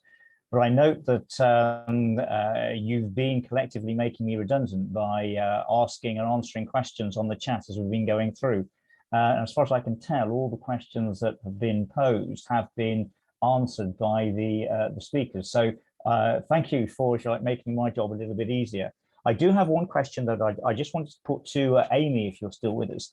Amy, I noticed that your kind of conclusion was that the high levels of P in the soil are going to take quite some time to run down the current rates of decline to the level where yield is impacted. I was just interested to know, for the part of the world where you are, whether you saw that situation as being overall a good thing, in the sense that it gives farmers a chance to save costs on P fertilizer expenditure, or a bad thing in the sense that you're stuck with sort of continuing runoff from the land. So how do you see that situation? So actually, it's an interesting situation because a lot of our farmers have access to poultry litter and want to continue to use poultry litter to fertilize their crops. We don't have a lot of outlets outside of the peninsula, so we're located on a peninsula, which makes transport kind of difficult. So it is kind of a challenge that it takes so long because the farmers have access to manure, which has P in it. And so they're continually adding phosphorus back to the system and not really able to draw those soil test P levels down. There's some regulatory limits though when you get into really high soil test phosphorus concentrations where you're not allowed to put any manure down, and then the farmers have to go to other forms of nitrogen and potassium and micronutrients. So I think it's still a challenge for our region. Good, okay, great, thank you very much. Chris, I see we're just about at time now. Do you want to close it, well, break now? What would you like to do? Yes, okay, let's break now. We're on time. And so we'll resume in 20 minutes, no, 10 minutes at 10 to 4. So resume at 10 to 4. Okay, thanks everyone, and have a coffee or whatever you need.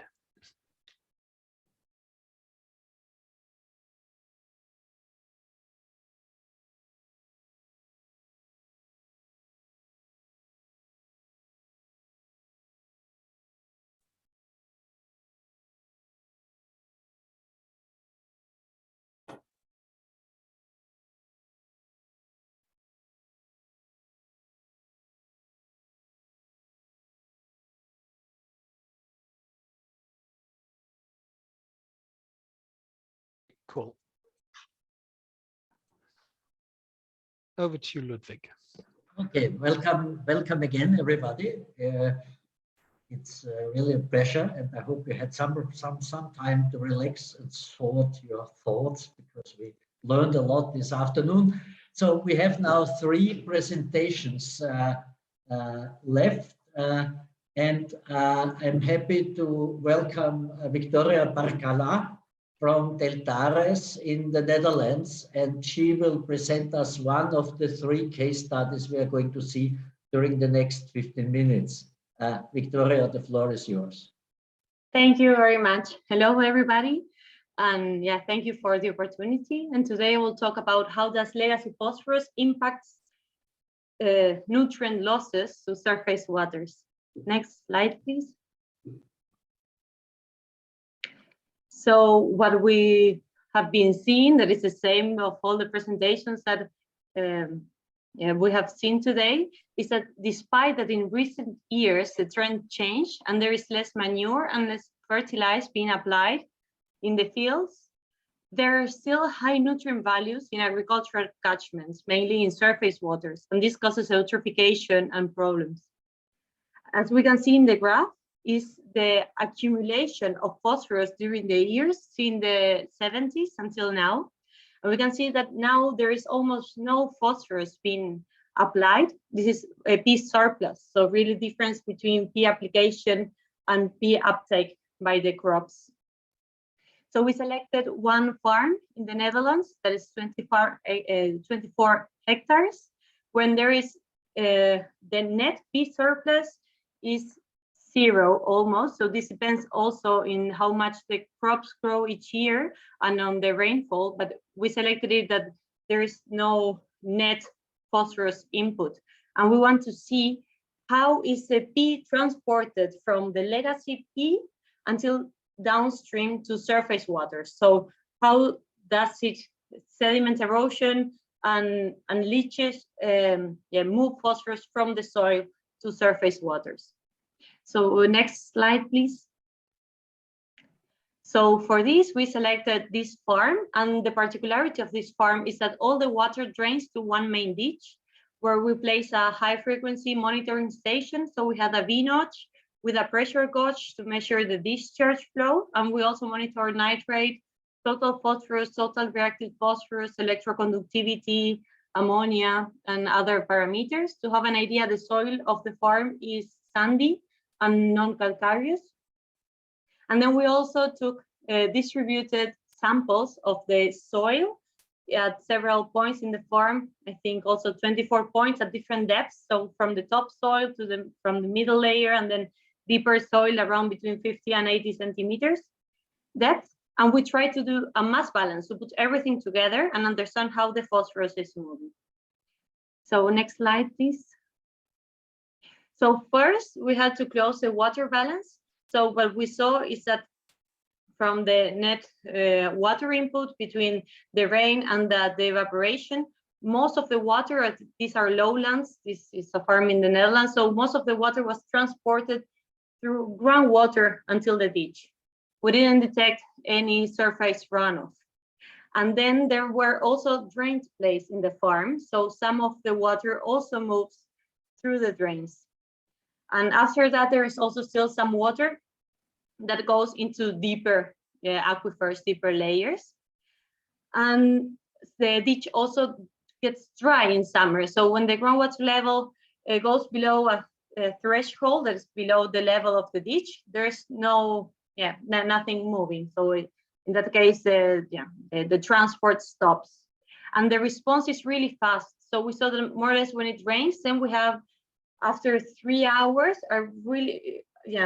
an increase in the groundwater level and an increase in the discharge, because it's soily sandy. So the response to rain events is quite fast. Next slide, please. So now that we know the water balance, we wanted to know how the phosphorus moves. So we saw that this value is in total phosphorus accumulated in the topsoil is 2,500 kilograms per hectare. This, as I have mentioned before, is mainly of fast fertilization, because nowadays it's more or less the same between the surplus and the manure application. Then we saw that there is a layer that's rich in iron and in aluminium, where most of the phosphorus is absorbed. So also this can explain why the other colleagues showed that the phosphorus it's really slowly being uptaken, because we see that most of the phosphorus that's available, so it's soluble in water to leach, is trapped again in the lower layer of soil. And from this lower layer, what still can leach goes through the groundwater goes into the ditch. It can also go through the drains.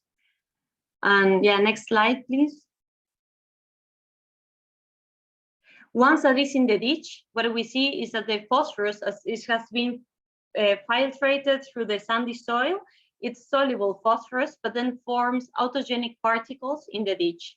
And these are particles that are mainly linked to iron oxide. So the phosphorus either co-precipitates with the iron oxides or is absorbed by them.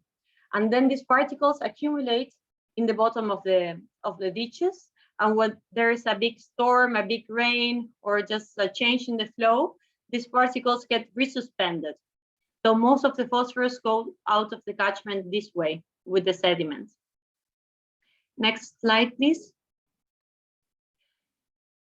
So for the conclusions from our study, we saw that there's a big pool of legacy phosphorus in the topsoil, and this is slowly moving down to the subsoil where it's accumulated, because there are a lot of iron oxides, but still there is some phosphorus that escapes and forms autogenic particles in the ditch, and is transported outside the catchment as particles. Then now we have more data. We have 4 years of monitoring in this ditch, and what we have seen is that the catchment is also very reactive to the amount of rainfall. So if there's more rain, we saw that almost linearly more phosphorus is transported in seasons with higher rainfall. And in the last year, we saw that the farmer implemented water retention, so to have more weirs along the ditch to keep the groundwater levels higher. And this made that the phosphorus exports increased even more.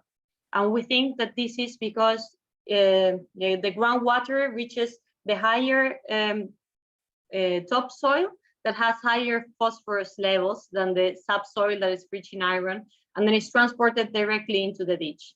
And this makes that the dissolved P and then the particular P is higher. And thank you very much. Next slide. This was the end. Thank you. It was a very interesting presentation. Our next speaker is Juliane Hirte from Agroscope in Switzerland. So Juliane, the floor is yours. Thank you very much. And thanks for the opportunity to present our recent study here, which is on reducing legacy soil phosphorus to tolerable levels for surface waters. This study is set in Switzerland. Next, please.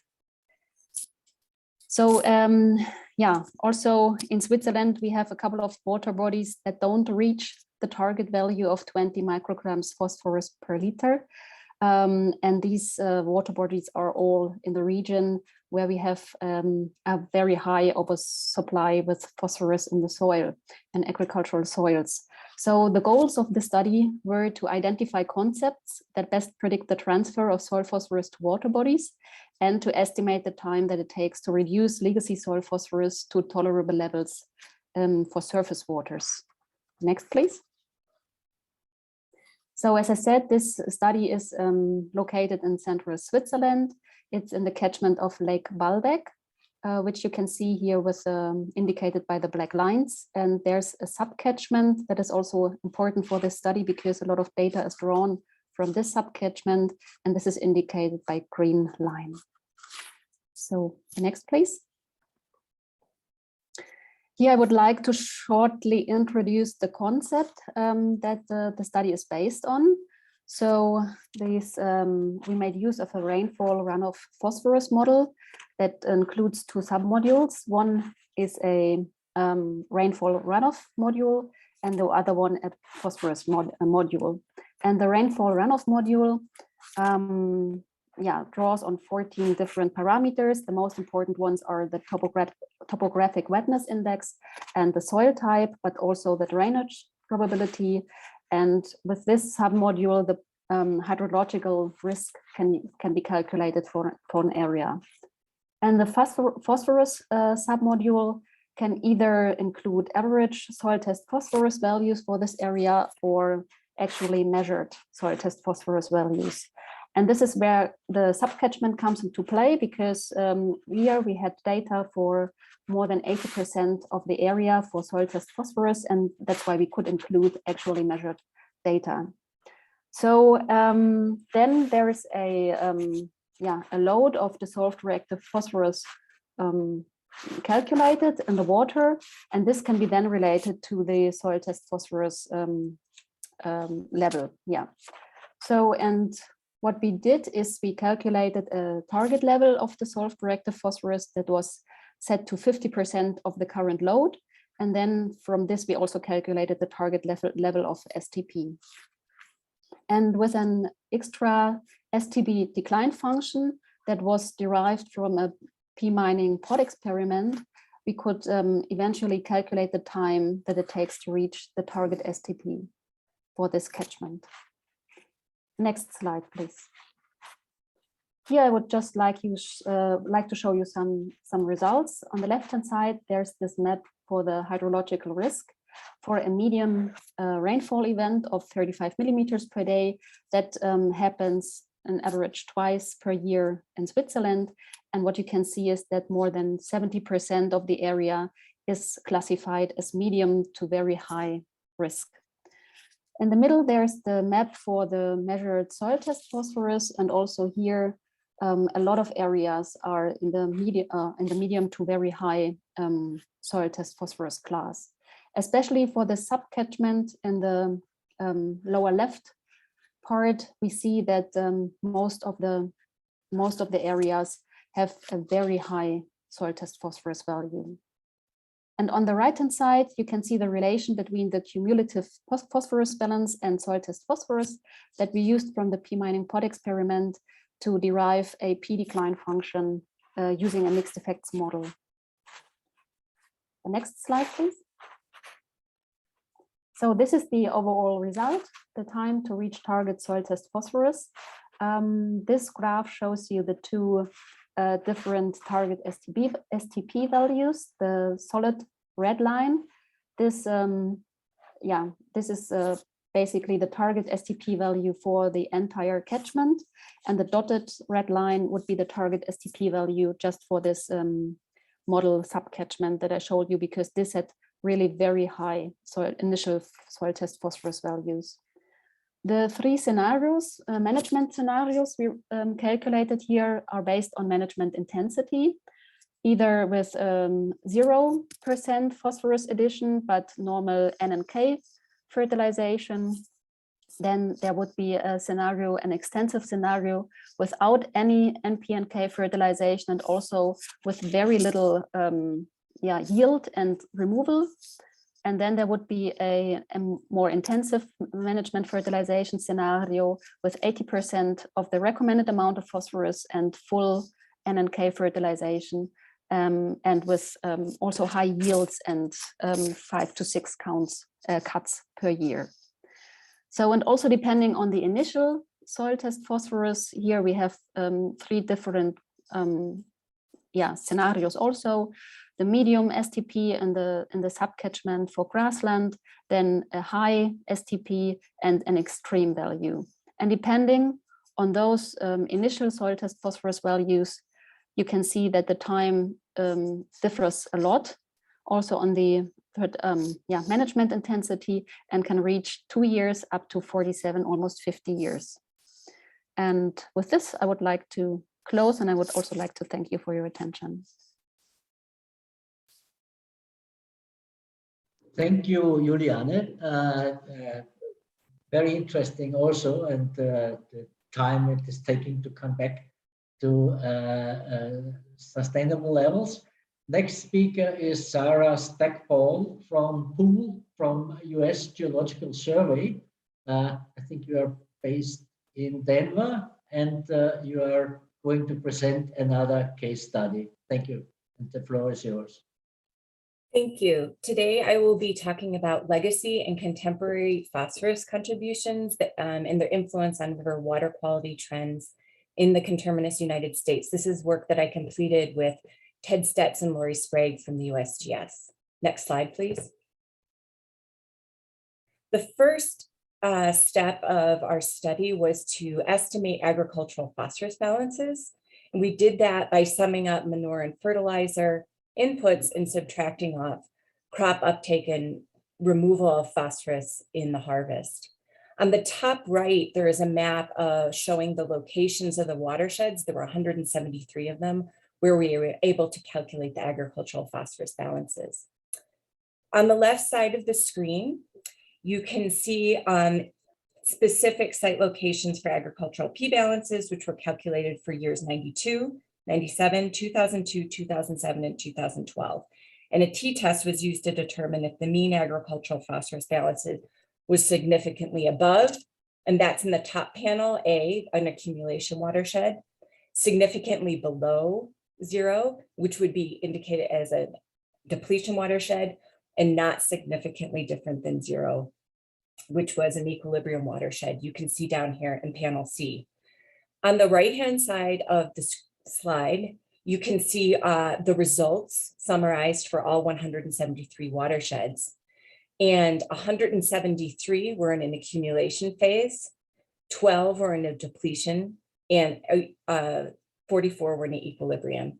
So take-home message, agricultural phosphorus surpluses were still widespread for the time period 92 through 2012 in the conterminous United States. Next slide. The next thing we wanted to do was figure out if legacy P was contributing to river phosphorus export. We created a pretty simple proxy to indicate that. We took river phosphorus export, the mean values for the time period 92 to 2012, and divided them by the agricultural phosphorus balance. If the river was exporting more than, the ratio was greater than 1, or if the ratio was less than 0, we assumed that legacy phosphorus was a source to river P export. Next slide, please. Then this is really essentially a trend analysis, a water quality trend analysis. And on the y-axis, you can see we're looking for what explains the variability in river P export change between 1992 and 2012. And does agricultural phosphorus balances changes, do those explain a lot of the variability in the river total phosphorus export? Next slide, please. We color-coded each watershed for which we had results. All filled-in watersheds had legacy P contributing to river export, and then they were color-coded by their phosphorus, agricultural phosphorus balance category, accumulation, depletion, or equilibrium. Next slide, please. Here are the results of our study. Sorry, this slide isn't showing up right. Right now, just focus on the symbols. And showing that there's no significant relationship between the change in the phosphorus balance and the river export. I tried to hide some of the text on here and it still showed up. So despite the fact that there's no relationship, I think there's still a lot of information in this plot. So go to the next slide, please. And we're going to focus in on quadrant 1. So river export increased even though agricultural balances decreased. There are 43 watersheds in this quadrant. So a lot of people can attribute the fact that even though river export increases despite the balance decreases, oh, that's legacy phosphorus. And we only found 8 of the watersheds in this quadrant to have legacy phosphorus contributing river loads. And that accumulation phase is where a lot of these watersheds were. And we hypothesized that exceedance of watershed buffering capacity could have caused this result. Next slide, please. If you look on the bottom right, quadrant 3, there are 19 watersheds and river P export decreased despite increases in the balance. And we hypothesized that that could be due to the fact that best management practice was implemented so that even though there were surpluses and they increased over time, the river export decreased. Next slide. So summary and conclusions, agricultural phosphorus balance were estimated. Push advance, please. Yeah, and theoretically we did this, though we were looking to explain river water quality trends, and we think that the balance should match a river load trend. So a decrease in balances promotes a decrease in loads. Next, please. But sometimes there's a disconnect, and river nutrient loads don't have the same trend trajectory as nutrient balances. Next. And we hypothesized that watershed buffering capacity and best management practices could cause some of these disconnects. Next. So we have to consider all of these factors. Legacy nutrients can also cause a disconnect in connection with watershed buffering capacity and riparian buffer strips to ascertain the effects of surplus phosphorus on water quality trends over time. Thank you. And next slide is showing my contact information and the publication. Thank you very much, Sarah.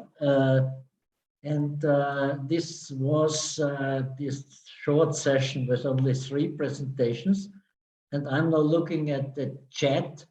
I think we have, of course, no answer yet from Sarah, but also no question. So I may raise a question to Sarah. You show these nature-based management practices like the buffer strips. Is it frequently applied in the US? Are there any legal obligations to do things like that, or how do you see that? I am sure there are other people on the call that work on a local scale or a state scale that could maybe provide estimates of the amount of agricultural land dedicated to best management practices. Since we're looking at a national scale, we weren't able to ascertain exactly where those buffer strips were located within each one of the watersheds. We do have a next paper that we look at where we're trying to discern the influence of best management practices on phosphorus loads in the Mississippi River Basin. But again, we're lacking, I'm lacking data sets to incorporate that into a modeling framework or even a geospatial framework to look at where they're located. I do believe there are incentives that in the United States for people to implement those to in the effort and to improve water quality. But I'm also interested if anybody else has a better answer to that on this call, please feel free to add to that. Thank you very much. Is there any comment from practitioners in regard to legal obligations to implement nature-based solutions to reduce P losses to water bodies?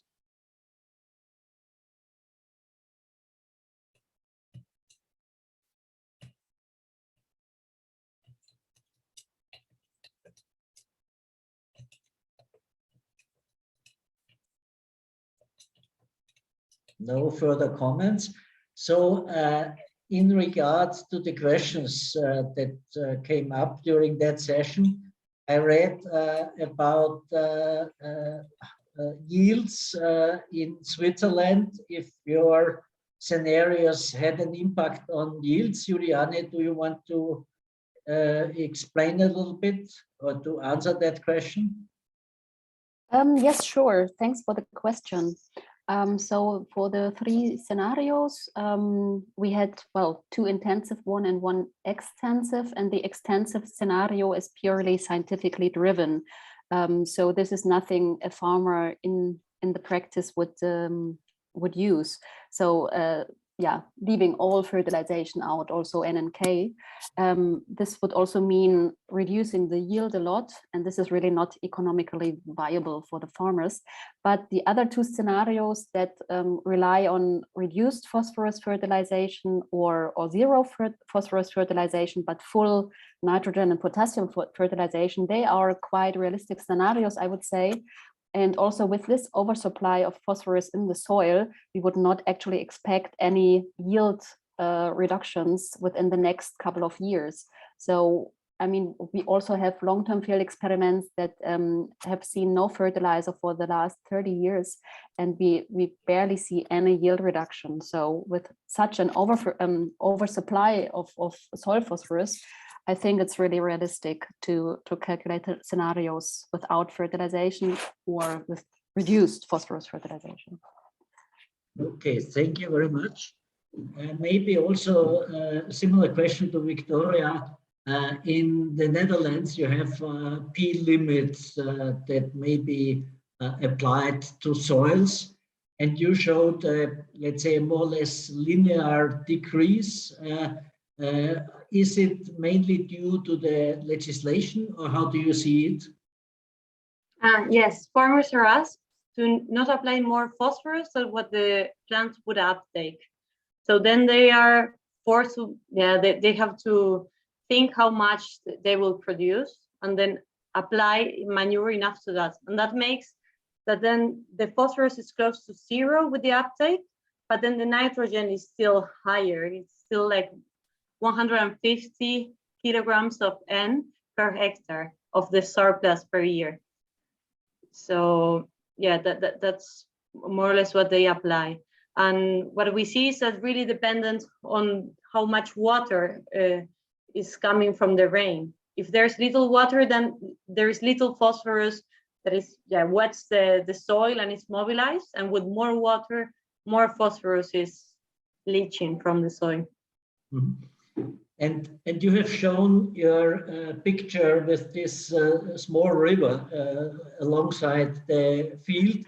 Do you also consider to implement buffer strips or something similar that could reduce the flow from the field to the river? Yeah, those are things that are into consideration. One are buffer strips. Then also they are thinking of implementing having weirs along these little rivers, these ditches, so that they can capture the particulate phosphorus and prevent it from moving it downstream. That's also another one of the measures. So it would be more like sedimentation basins, or just implementing weirs along the ditch. Mm-hmm. And then the third strategy that they have been applying is to inject iron in the soil, or to have, even in the buffer strip, iron coated sand or some iron material, so that you increase the phosphorus binding capacity of the soil before the water moves out from the groundwater to the little rivers or ditches. Mm-hmm. Okay, thank you very much. I think we have all questions answered that are in the chat.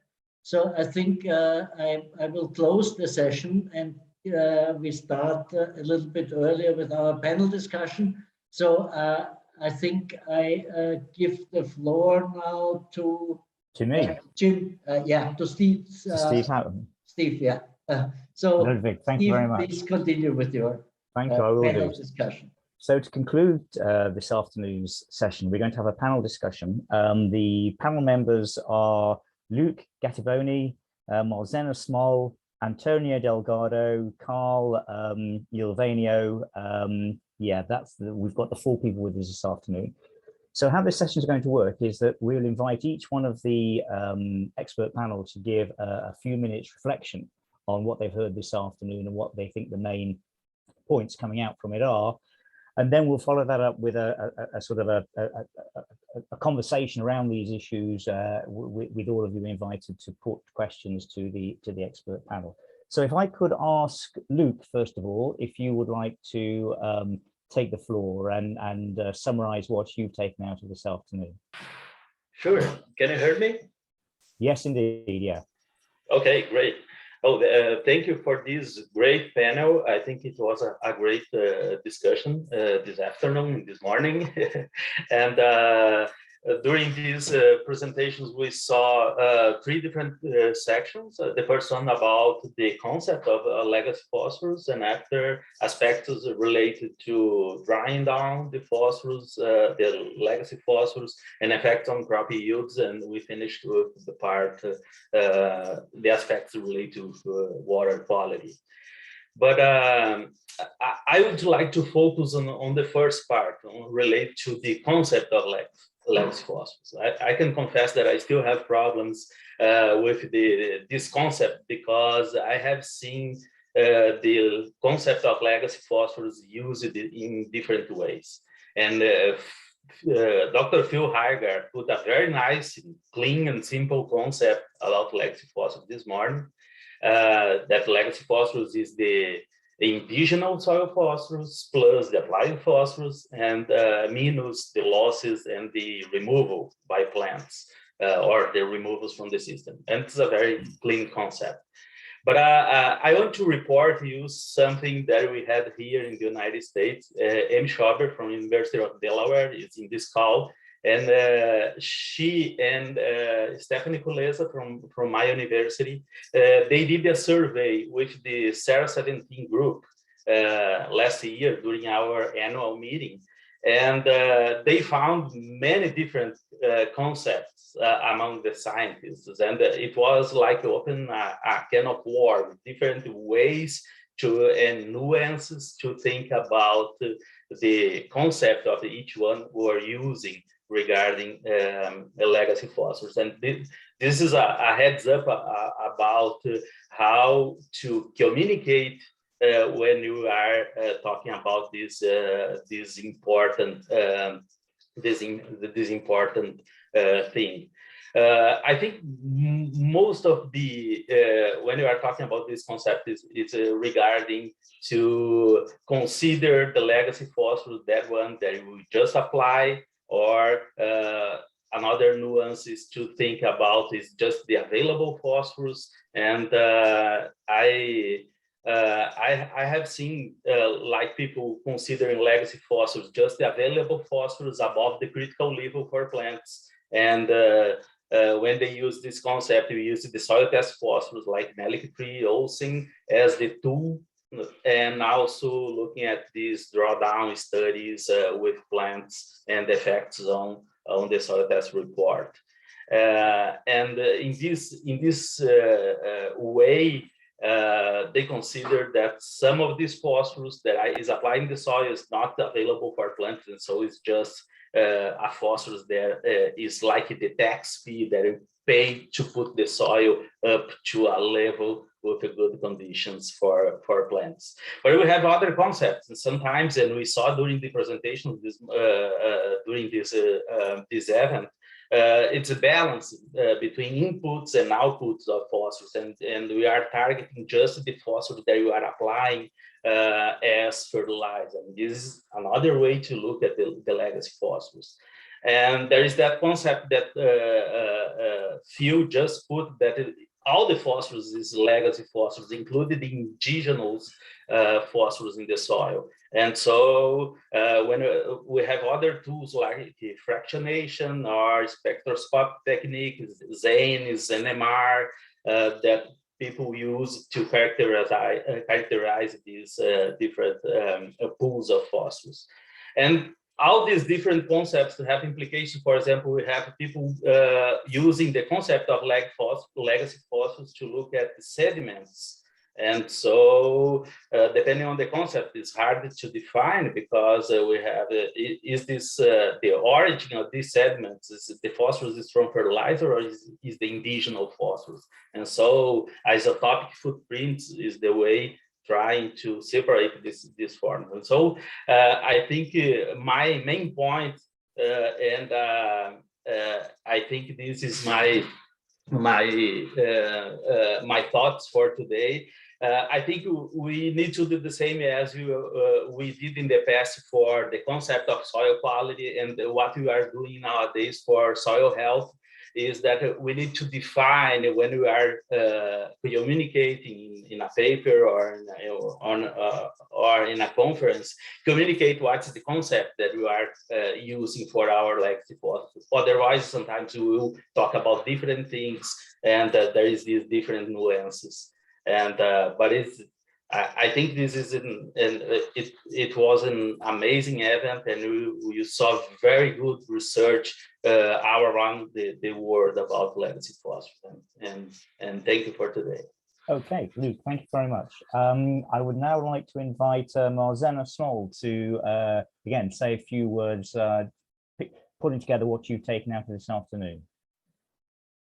Good afternoon, everyone. Hello.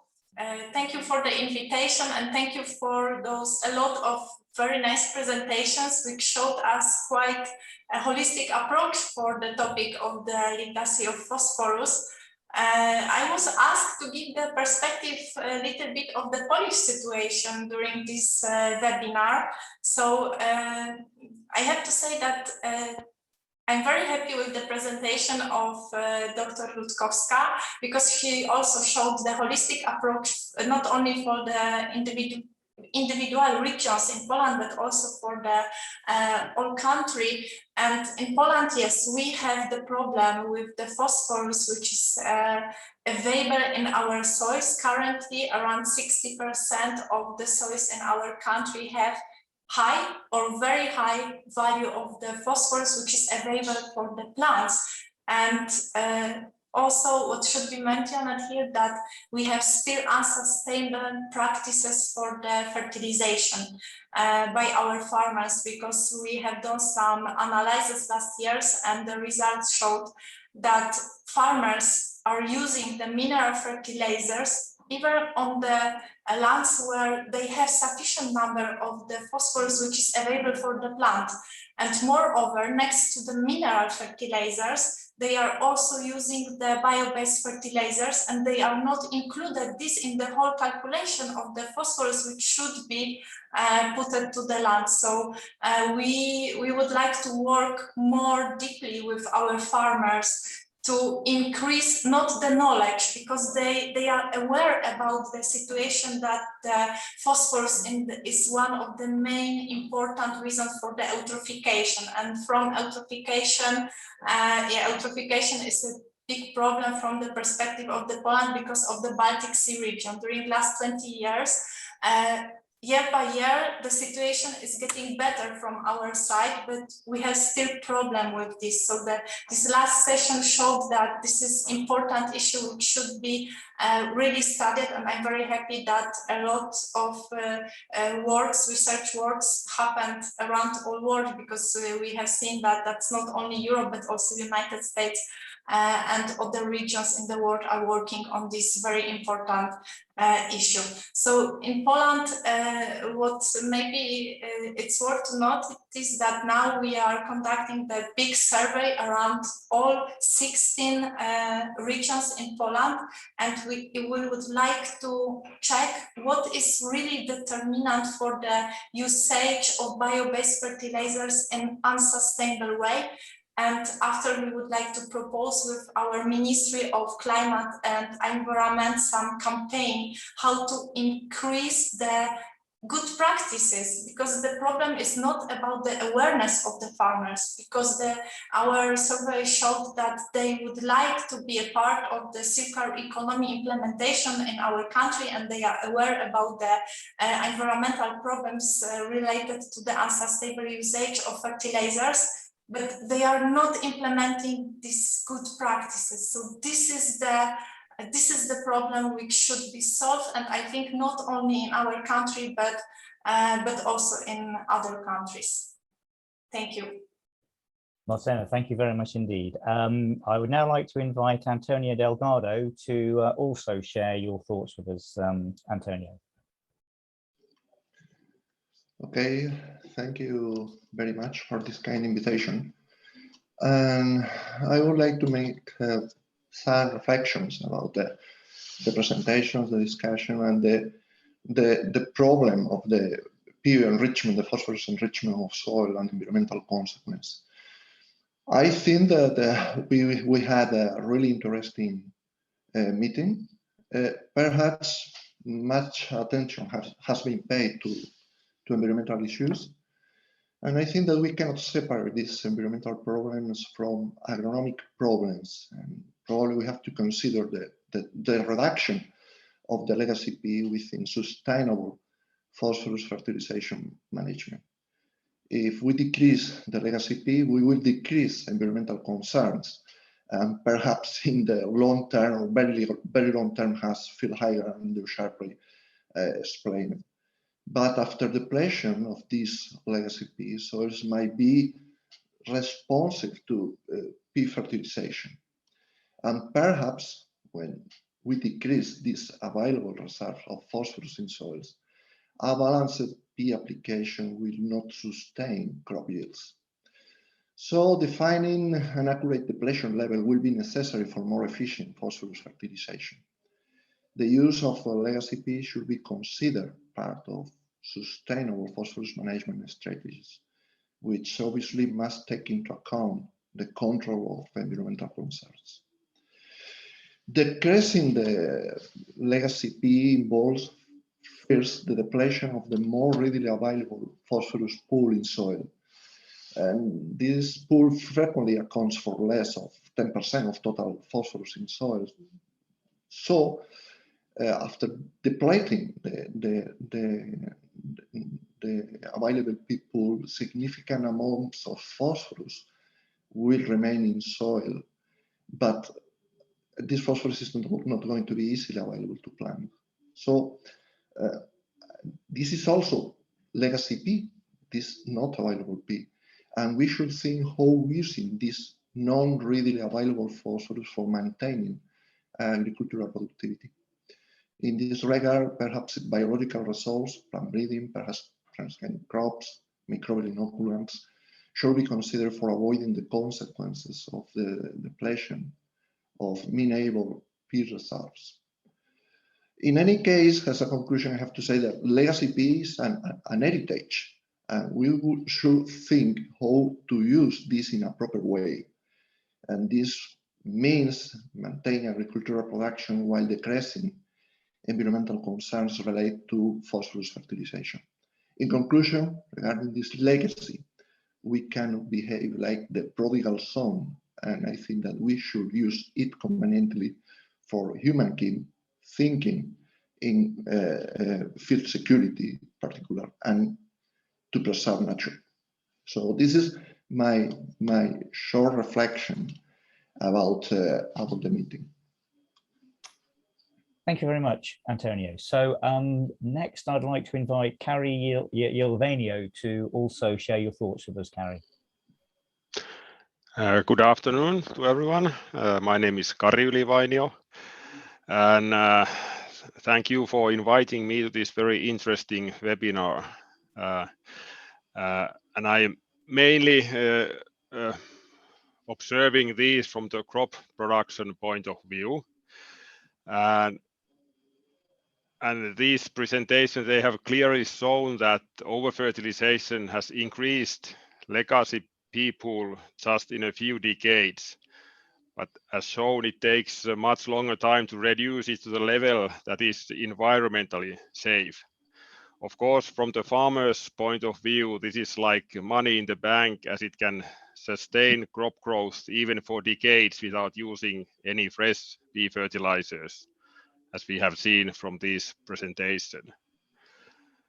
However, in order to avoid to increase this legacy P, phosphorus fertilization should be based on yield response.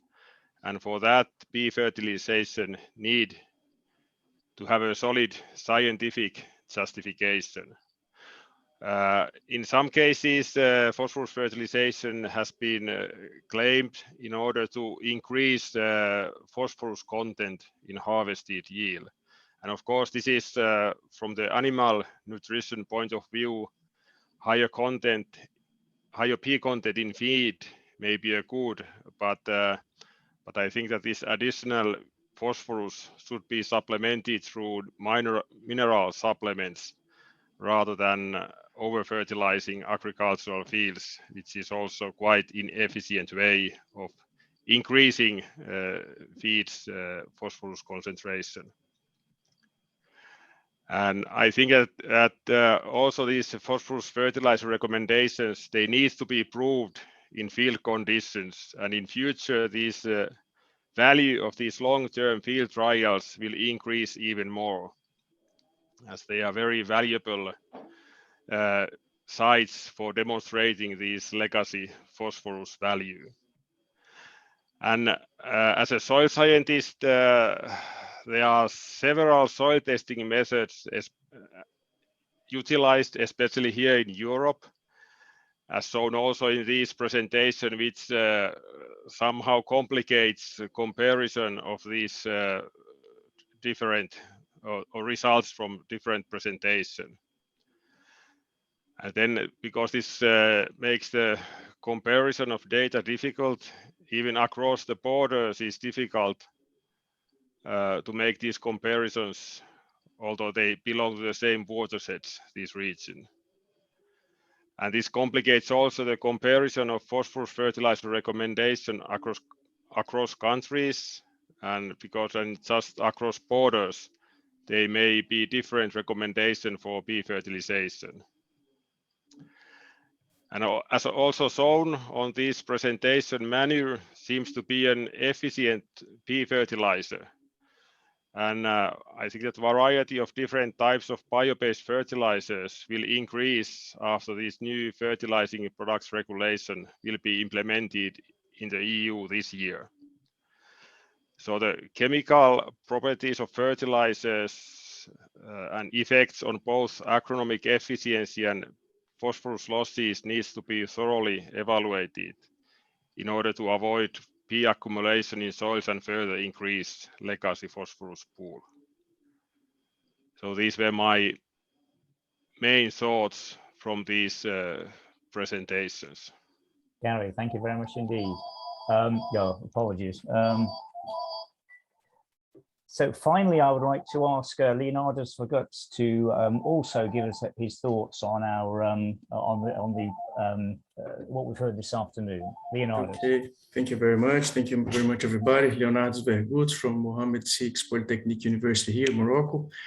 So it was a very nice conversation webinar today. So very nice, important points we have been discussing about the use of phosphorus and how to use this legacy P. I would like to start putting some more fuel on the discussion that my friend Gachiboni started, like on the concept itself. So even though we had a very good starting with the definition of legacy P, which was very clearly put by Phil, and then has already well exemplified throughout the whole discussion. Once we discuss legacy P, it's not still a consensus for all of us.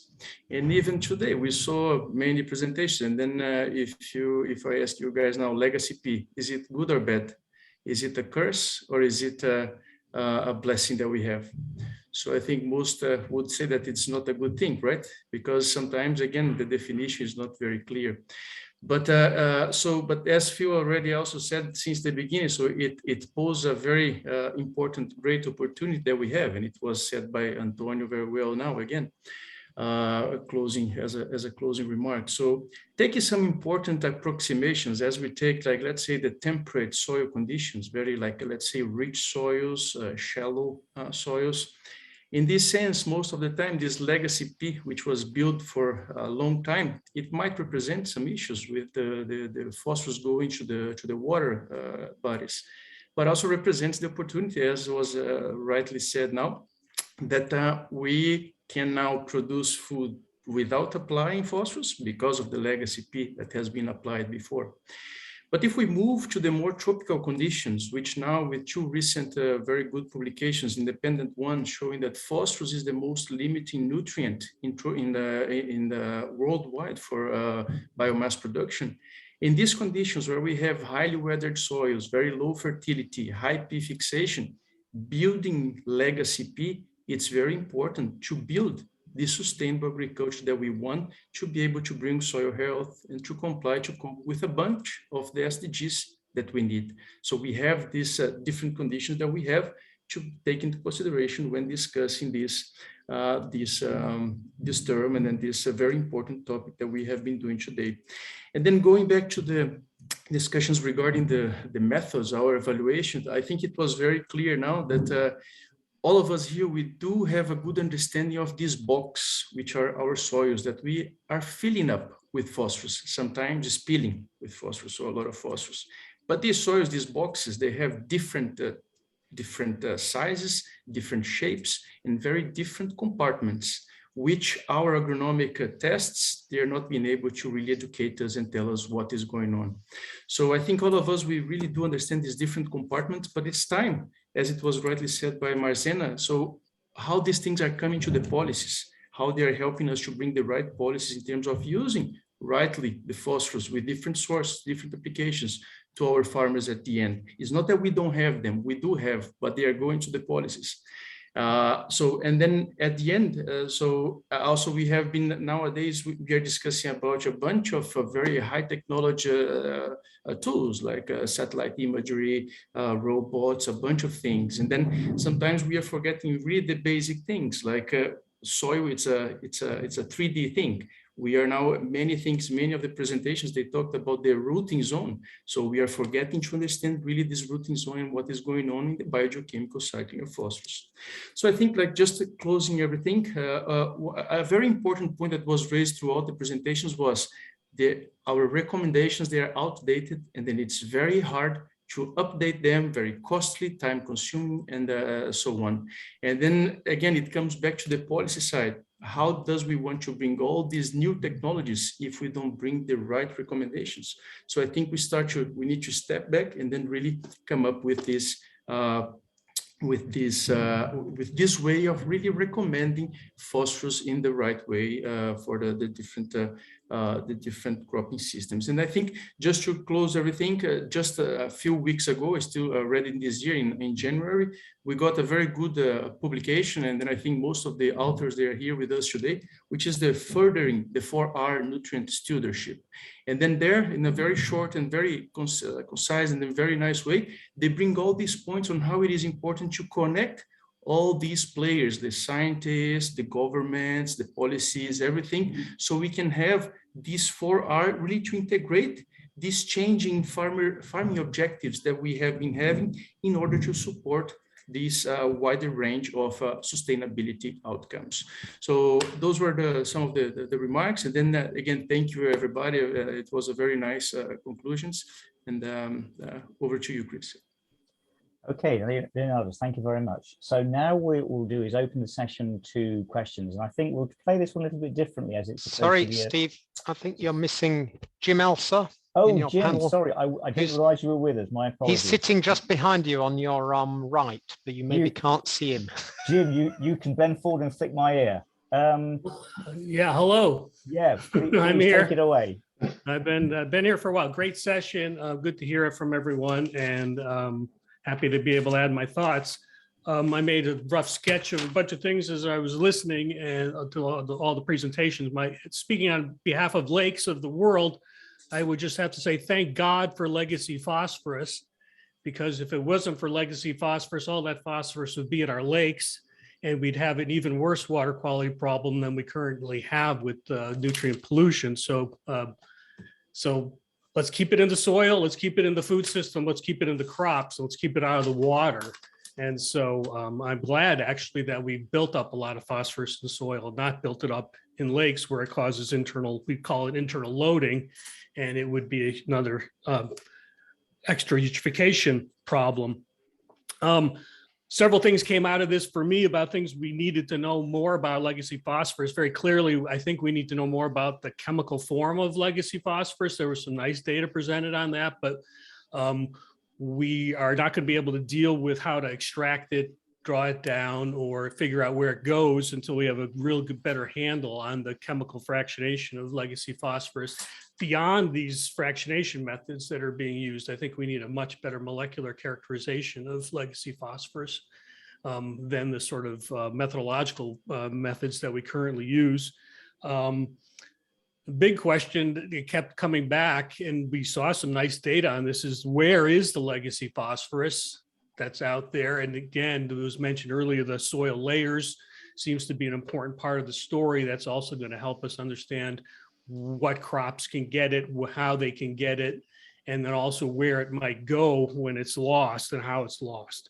But also beyond the soil layers, where is it? Maybe the legacy phosphorus is in the edge of the field.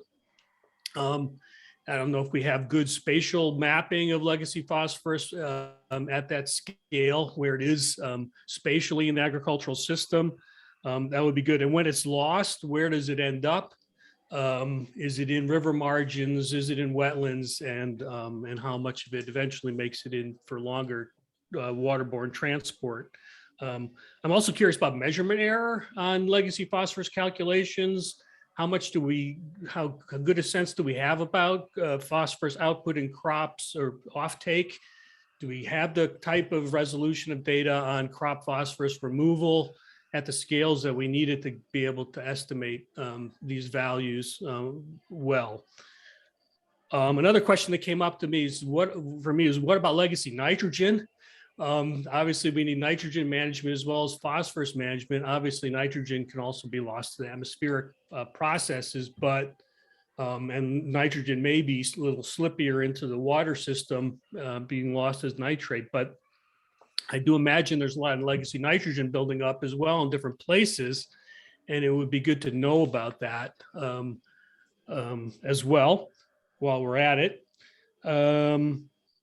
The other thing I wanted to just call attention to is I didn't hear a lot about the policy public implications of legacy phosphorus that was discussed. We did have discussion about soil tests and how we make recommendations to farmers, et cetera.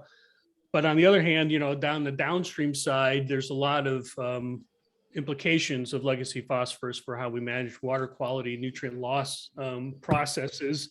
And then also how we manage expectations of the policymakers themselves, the politicians, but also the public who obviously are concerned about water quality and would like to see results, right, from and benefits of the costs that are incurred in phosphorus management. But obviously legacy phosphorus makes this big buffer in the system when we might start to see improvements. And so how do we convey that effectively to manage expectations? And then the last thing I just wanted to comment on is sort of funny because I'm sitting in my home office, and when Phil Hagerth and I were writing our phosphorus book, at the end of it, we sort of had a episode where we were interviewed by Matt Schultz of the Sustainable Phosphorus Alliance.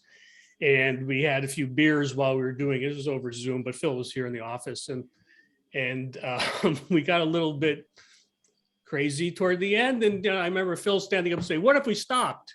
What if we just stopped applying fertilizer and see what happens? And now we're starting to see in a lot of these experiments, it's really cool to see that if we stopped, what would happen? And the answer is not much, it seems, in a lot of situations. Obviously not in all situations, but in a lot of situations, not much would happen. Yield seems to be maintained for some periods, decades. That's good news. As far as farmers would be concerned. But again, it's sort of bad news for water quality, right? For legacy phosphorus again, because not much would happen with water quality for quite some time. So I'm really grateful for this session. I'm grateful to ESBP and Ludwig and Chris and others who organized this. I think a lot of great material came together and I really, really enjoyed it. Okay, Jim, thank you very much indeed.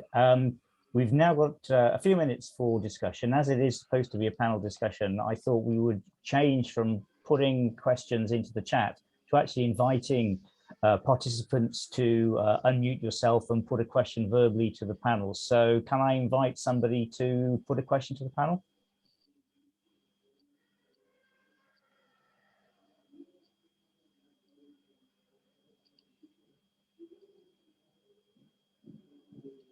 Okay, well, actually, I've got a question here that has come on chat, notwithstanding my my attempts to open it up, from Jennifer Davis.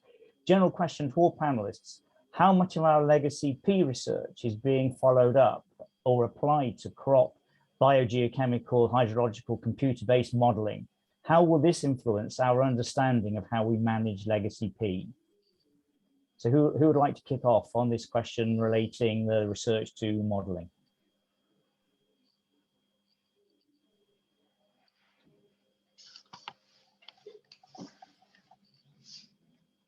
You can start as well.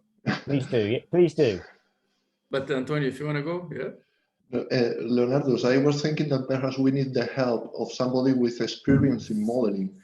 But we have to take into account that if we want to have accurate models for predicting what is going to happen, probably we need a nice and big collection of data to model. And I wonder if we have this information, because to study under field conditions, how the phosphorus in soils change in time with different phosphorus fertilization practice rates is probably not a very abundant information for performance modeling. So this is my point of view. So in fact, this is a question. Do we have enough information for performing accurate models for predicting what is going to happen in the future?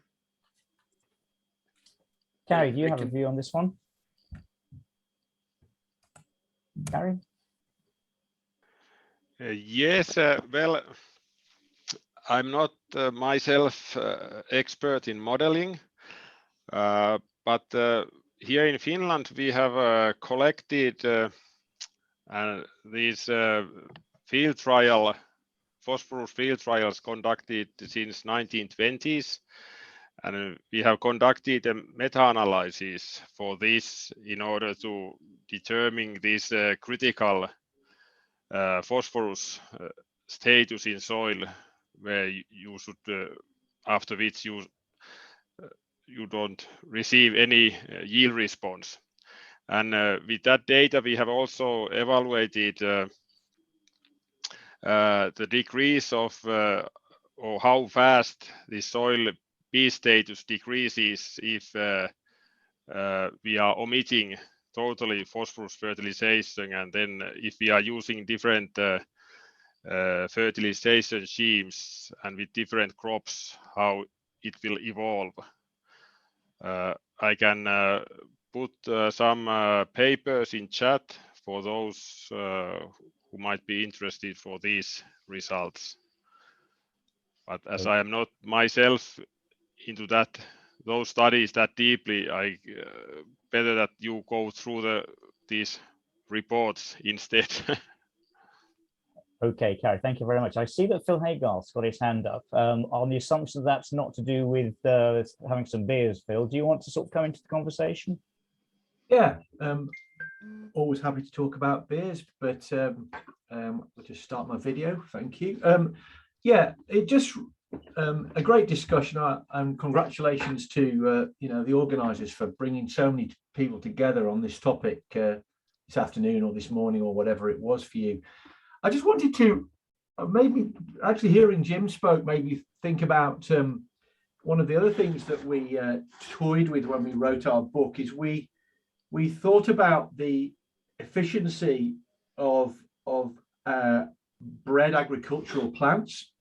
And we came up with the term, I think it was fast-growing lazy plants, to refer to the idea that a lot of agricultural plants really have been bred to not really work very hard for their phosphorus, and therefore they're kind of super responders to the easily available P, and that the legacy remains as a result of the sort of laziness, really, of that's the analogy we used of agricultural plants. I just wanted to put that out there, really, because whenever this was the sort of thing that you could write in a book, but you couldn't necessarily test so easily as a hypothesis in your research, or we could do that. But we haven't really heard much counter to that argument. And whenever we say that, we always get people nodding, and plant scientists agree with us, or they talk about plant efficiency, but generally it's accepted this idea that really agricultural plants are very lazy in their acquisition strategies, and there's an opportunity there. I just wanted to put that out there and remind listeners, or to if they haven't had a chance to have a look at that thinking, I think it's something that's quite interesting to think about, is the efficiency of bred agricultural plants, and they contribute to this legacy that we see there. Thank you. Thanks, Phil. I see that Morgane de Tuff has already also raised a hand. Morgane, would you like to join the conversation?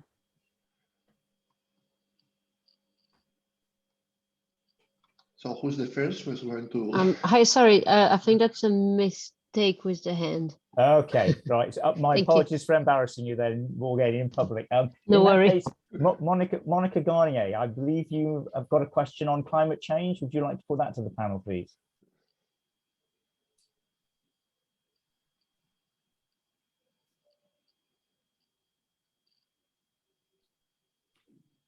Still there, Monica? Perhaps not. Daniel Gold. Daniel, I think you may maybe have a question as well.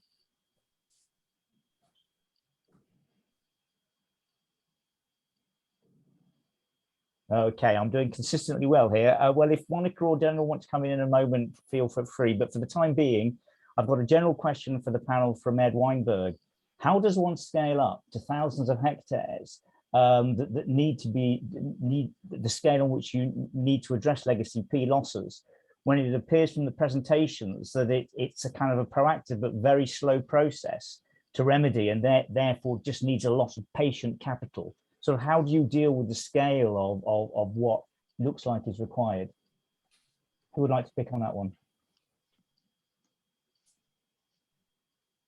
Jim, can I put you on the spot, please? Me? You putting me on the spot? Please, if possible, yes. Well, I would imagine it would to scale it. I mean, I think a lot of the discussion about phosphorus application recommendations or requirements, legal requirements for farmers are going to have to be implemented that take these concepts into effect, right? That develop a sense of how much legacy phosphorus is available in individual farm plots, et cetera, and then the availability of that, and then tailor the recommendation, not so much about, the shorter term, maybe, disconnecting from Olsen phosphorus test or whatever else is being used, another layer of decision-making on top of the soil information that tells us something about the history of the plot. And then that is used then to make a recommendation or a requirement, depending on the situation, to the farmer. And then that has to be scaled to whatever scale fertilizer management is implemented, either on a voluntary basis or a legal basis, depending on where you're at. I guess that's how it gets to scale. It has to be brought. Maybe Luke has more ideas about this, about how to do this from, out of extension offices and out of other ways that fertilizer is managed. Luke, the ball's being passed to you. Have you got any comments? Yes, this is very interesting when you put the perspective from the farmers, and I would like to circle back to that question that Jim did before about what about we just stop to apply phosphorus, and also circling back to the comments from Antonio before that if you have a rich soil and you just stop to apply phosphorus, you reduce this phosphorus. This legacy phosphorus in the soil, but we still have that critical level that the guys from the soil fertility established long ago when you are working with this soil test calibration. And if you keep using the soil legacy when you are below the critical level, will reduce yields, and the farmers won't be happy with that. And so I think we have this threshold where okay, we can use this extra phosphorus that we have available, but if you are in this below this threshold, we need to do the next step relate to legacy phosphorus, there is to develop new technologies, maybe microorganisms that can mine this phosphorus, maybe fertilizer that will reduce the fixation in the soil, maybe to develop plants that can mine phosphorus from non-available or less available phosphorus. And I think this is the way to bring this perspective from the farms. We need to ensure that they will keep having good yields, but at the same time, we need to help them to avoid to over apply phosphorus in the soils. And just going back to that question related to climate change, I think one thing that will be very important in the future, I can imagine when we have these problems related to climate change, especially I'm really concerned about droughts, and we will have regions in the planet that today are agricultural areas that will apply phosphorus for a long time. And if we start to have droughts in that region and the agriculture move out from that region, we will apply phosphorus that we won't use.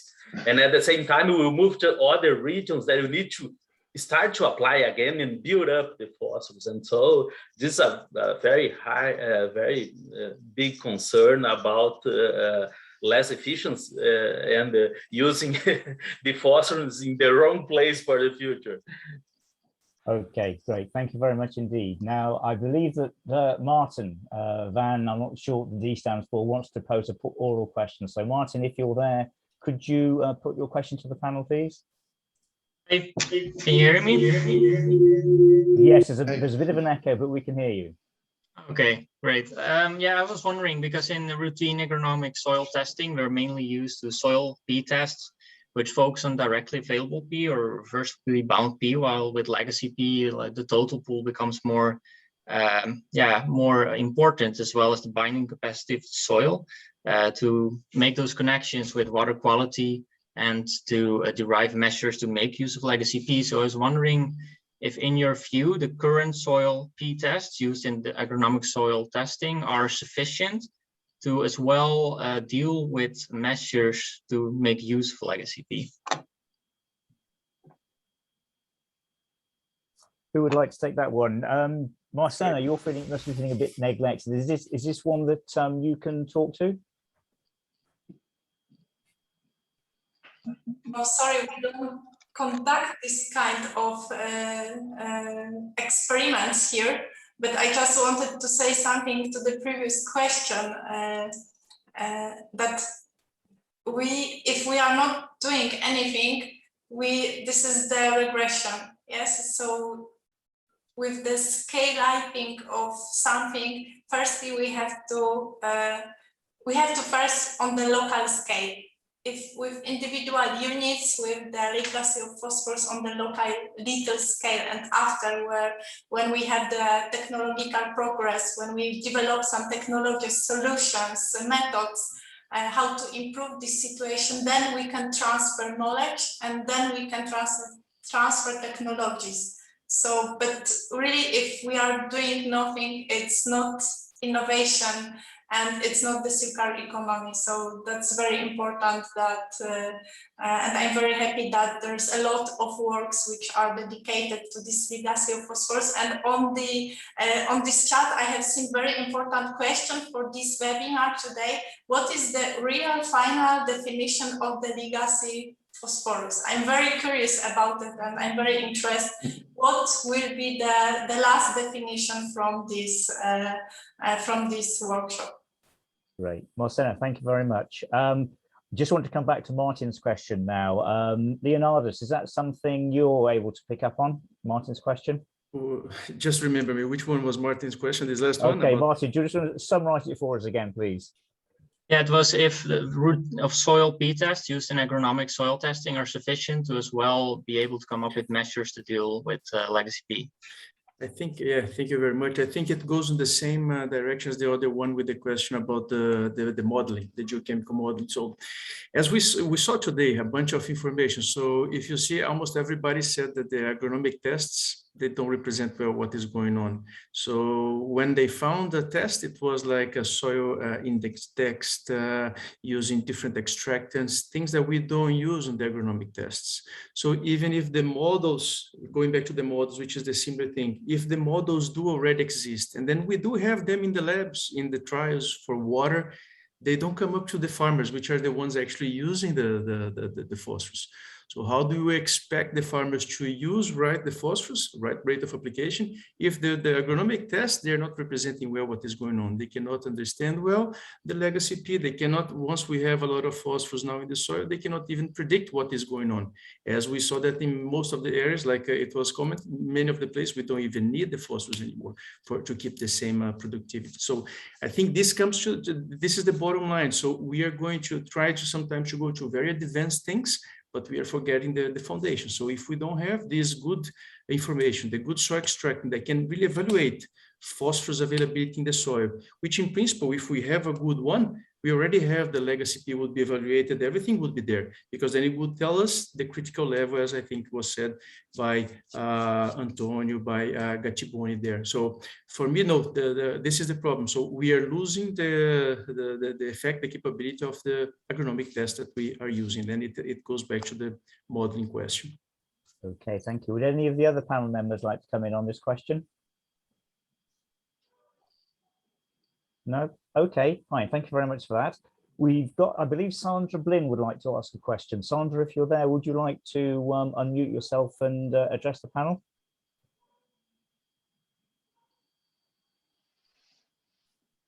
No, Sandra? Okay, fine. Chris, I can see one middle hand symbol up, but being technically inept, I'm not quite sure what it means or what to do with it. But if there's somebody else waiting to ask a question, I'm sure you'll let me know. In the meantime, I'll just go and see if there's any more questions that have come in that we can ask.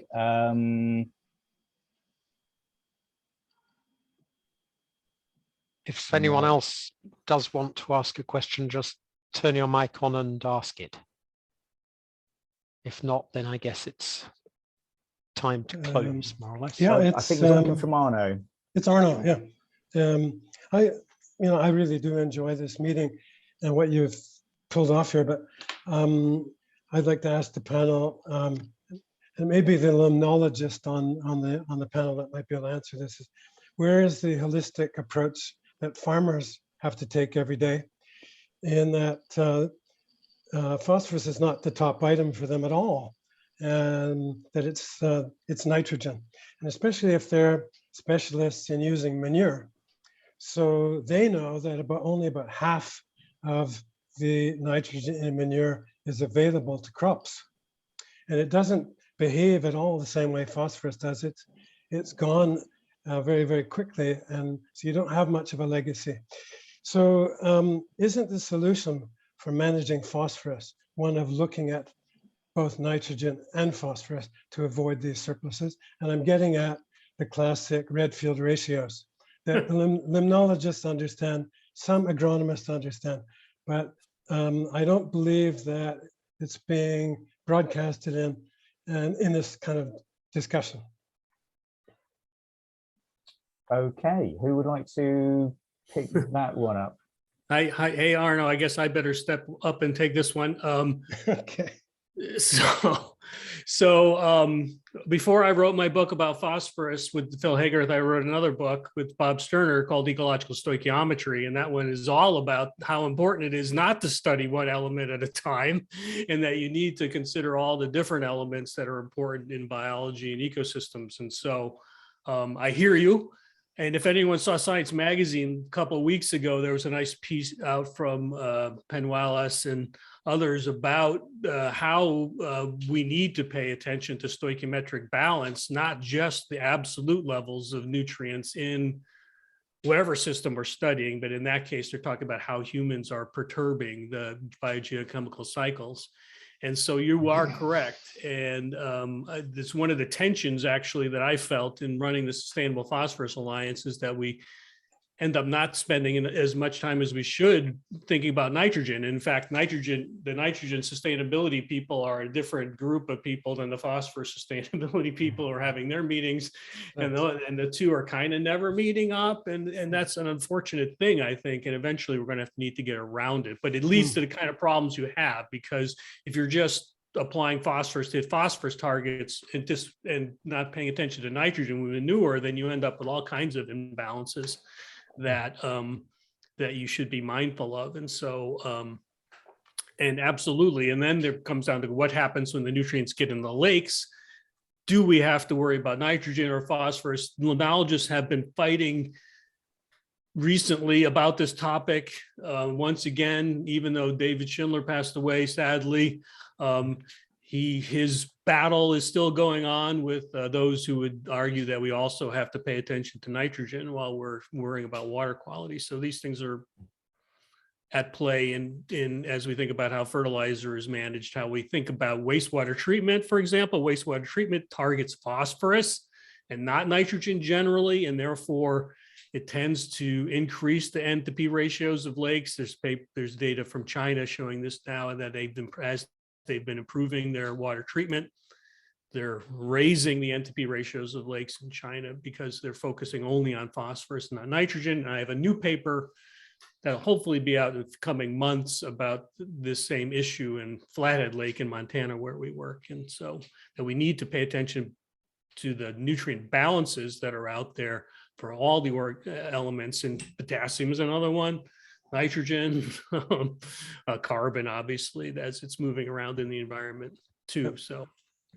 Okay, Jim, I've just connected you with the Twitter account that has the Twitter feed that has the fabulous photographs of Flat Lake from the canoe that you keep putting up. Oh yes, well, yeah, I am fond of taking pictures of Flathead Lake from my kayak, and it is understandably so. Yeah. Yeah, I just want to say, Luke, do you want to come in and make any comments in relation to the last few things we've been talking about? Yes, I think it relates to this ratio of nitrogen and phosphorus in the wastes, in the byproducts are very important, because most of the time they are different from the ratio that the plant needs, and this is the big issue. And so when you think it from the perspective from the farmer, if they have the manure, and if they apply this manure to reach the phosphorus requirement, he needs to buy nitrogen, and so it will hurt his pocket. And if they apply based on nitrogen to use the byproduct that they have, they will over apply phosphorus. This is the big issue, and I think the problem that we have with the phosphorus buildup, most of them are related with the money that farm need to spend to manage the nutrient, what they have available, what they need to apply. And I think if you ask the farmers will make a better management of nutrients. I can tell you my experience from North Carolina in this year. This year, the farmers are much more interested in managing nutrients because the high prices of fertilizers. And this is the year that they are asking, what can I do? Can I stop to apply fertilizer? Can I reduce my rates? This is the year they are really interested in that. But I can tell you, my experience from the previous years, the farmers they don't have any concern to apply 10 or 20 pounds more of phosphorus per acre, because it's not something that they just apply because to avoid any possible problem that we know that they don't have, because they have very high phosphorus levels, but they keep applying just because it's the normal way to do that. But again, I think the problem is most related with profit, and it's an economical problem about the price of these nutrients, how much it costs. Okay. And when they have these really impacting the profit, I think they will be more willing to manage these nutrients. Okay, thank you. I can, Chris, if we have a couple more minutes, I can see Joska's waiting to put a question. Joska, would you like to put perhaps one last question to the panel? Yeah, thanks a lot. Actually, it's more like a general comment to the panel and others regarding statistics, if you allow. During today's sessions, we often heard that a certain measure, had no significant effect on the yield, for example. Now, when you ask a farmer, for example, what is a significant yield change, significant in terms of substantial, what he's seeking, what he's looking after, he may say it's half a ton. But then in many experimental data from many publications I read, usually the minimum significant difference is in the range of 1 ton or even more. So the only valid conclusion that can be drawn from such an experimental setup is that the experimental question cannot be addressed. I think we need to be more cautious, and in any case, honestly, from the statistics, there's no way to prove that an effect is not there simply because the difference is not significant, because the error and the type 2 error is not controlled anyway. So maybe we need more replicates, maybe we need more years, we need more sites, or we need to aggregate more data. But this simple conclusion that there is nothing there because it's not significant, this is a bit oversimplified, I would think. Thank you. Joska, thank you. Antonio, would you like to sort of respond to that? Sorry. Okay, the microphone is open. Okay. So I think that this is an example of the connection between academia and farmers. So we are thinking in measures that are not easy to be implemented by farmers, and sometimes they are not going to understand because they are not going to see the benefit. For example, the equilibrium in the application of nutrients, that means an increased cost of the fertilization if they have to combine manure with mineral fertilizers, or what is a relevant change in the yield.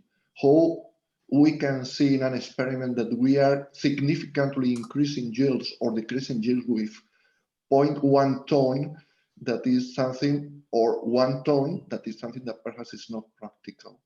So I don't have an answer, but we need a more efficient channel of communication with farmers to, and probably also this means to propose single methods for sustainable fertilization management.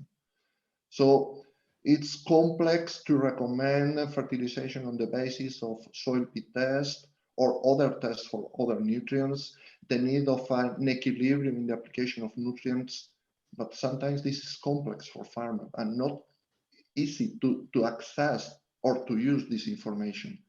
So perhaps this is a problem, the channel of communication. I will say another thing is that probably we do not have always precise tools for making recommendations. So, for example, if you look at the threshold values of Olsen P for fertilization, you can find recommendations of these threshold values for fertilizer response between 8 and 40 for wheat, for example. So sometimes we cannot manage a precise information for making recommendation, and sometimes with this unclear or inaccurate information, farmers are not very confident on the information that we can provide to them. So we need probably more single, precise tools, but also to improve the channel of communication with farmers. Okay, Antonio, thank you very much indeed. Just as we're getting on a roll, I'm now getting some sort of severe heat from the organisers about the time overrun. So I'm afraid at that point, we must bring it to an end. Unlike the Allman Brothers Band, we're not allowed to play all night. Chris, Ludwig, do you want to say any sort of words before to wrap up? Thank you to you, Steve, for chairing so well. And thank you to all the participants for all the discussion. As I've indicated, the chat is saved and we will clean it up and publish. If you have other information that you wish to add, references you didn't have time to find, if you send them to ASPP info@phosphorusplatform.eu, we can add those to the chat before we publish it. And then we will produce a scope newsletter summarizing this webinar and also summarizing recent relevant scientific publications. So again, we're very much looking forward to input to that, references or publications we can include. So thank you to everybody. Do you want to say a final word, Ludwig?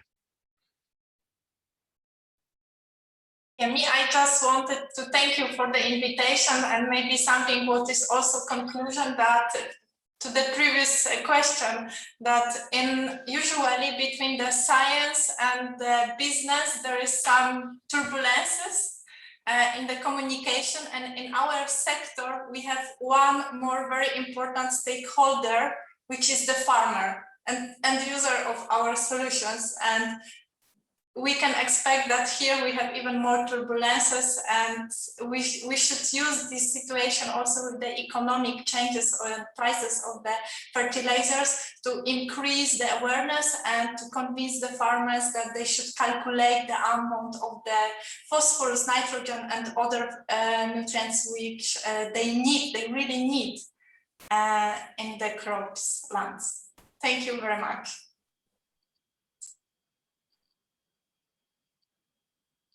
Thank you, Marcela. Yeah, just to conclude, thank you everyone for having participated, for having contributed to this great event. And we are in preparation of another great event in Vienna. And we hope to see all of you in June, 20th to 22nd of June, in Vienna for the Sustainable Phosphorus Conference #4, and keeping fingers crossed that this really takes place now and is an opportunity for a face-to-face meeting. Thank you very much.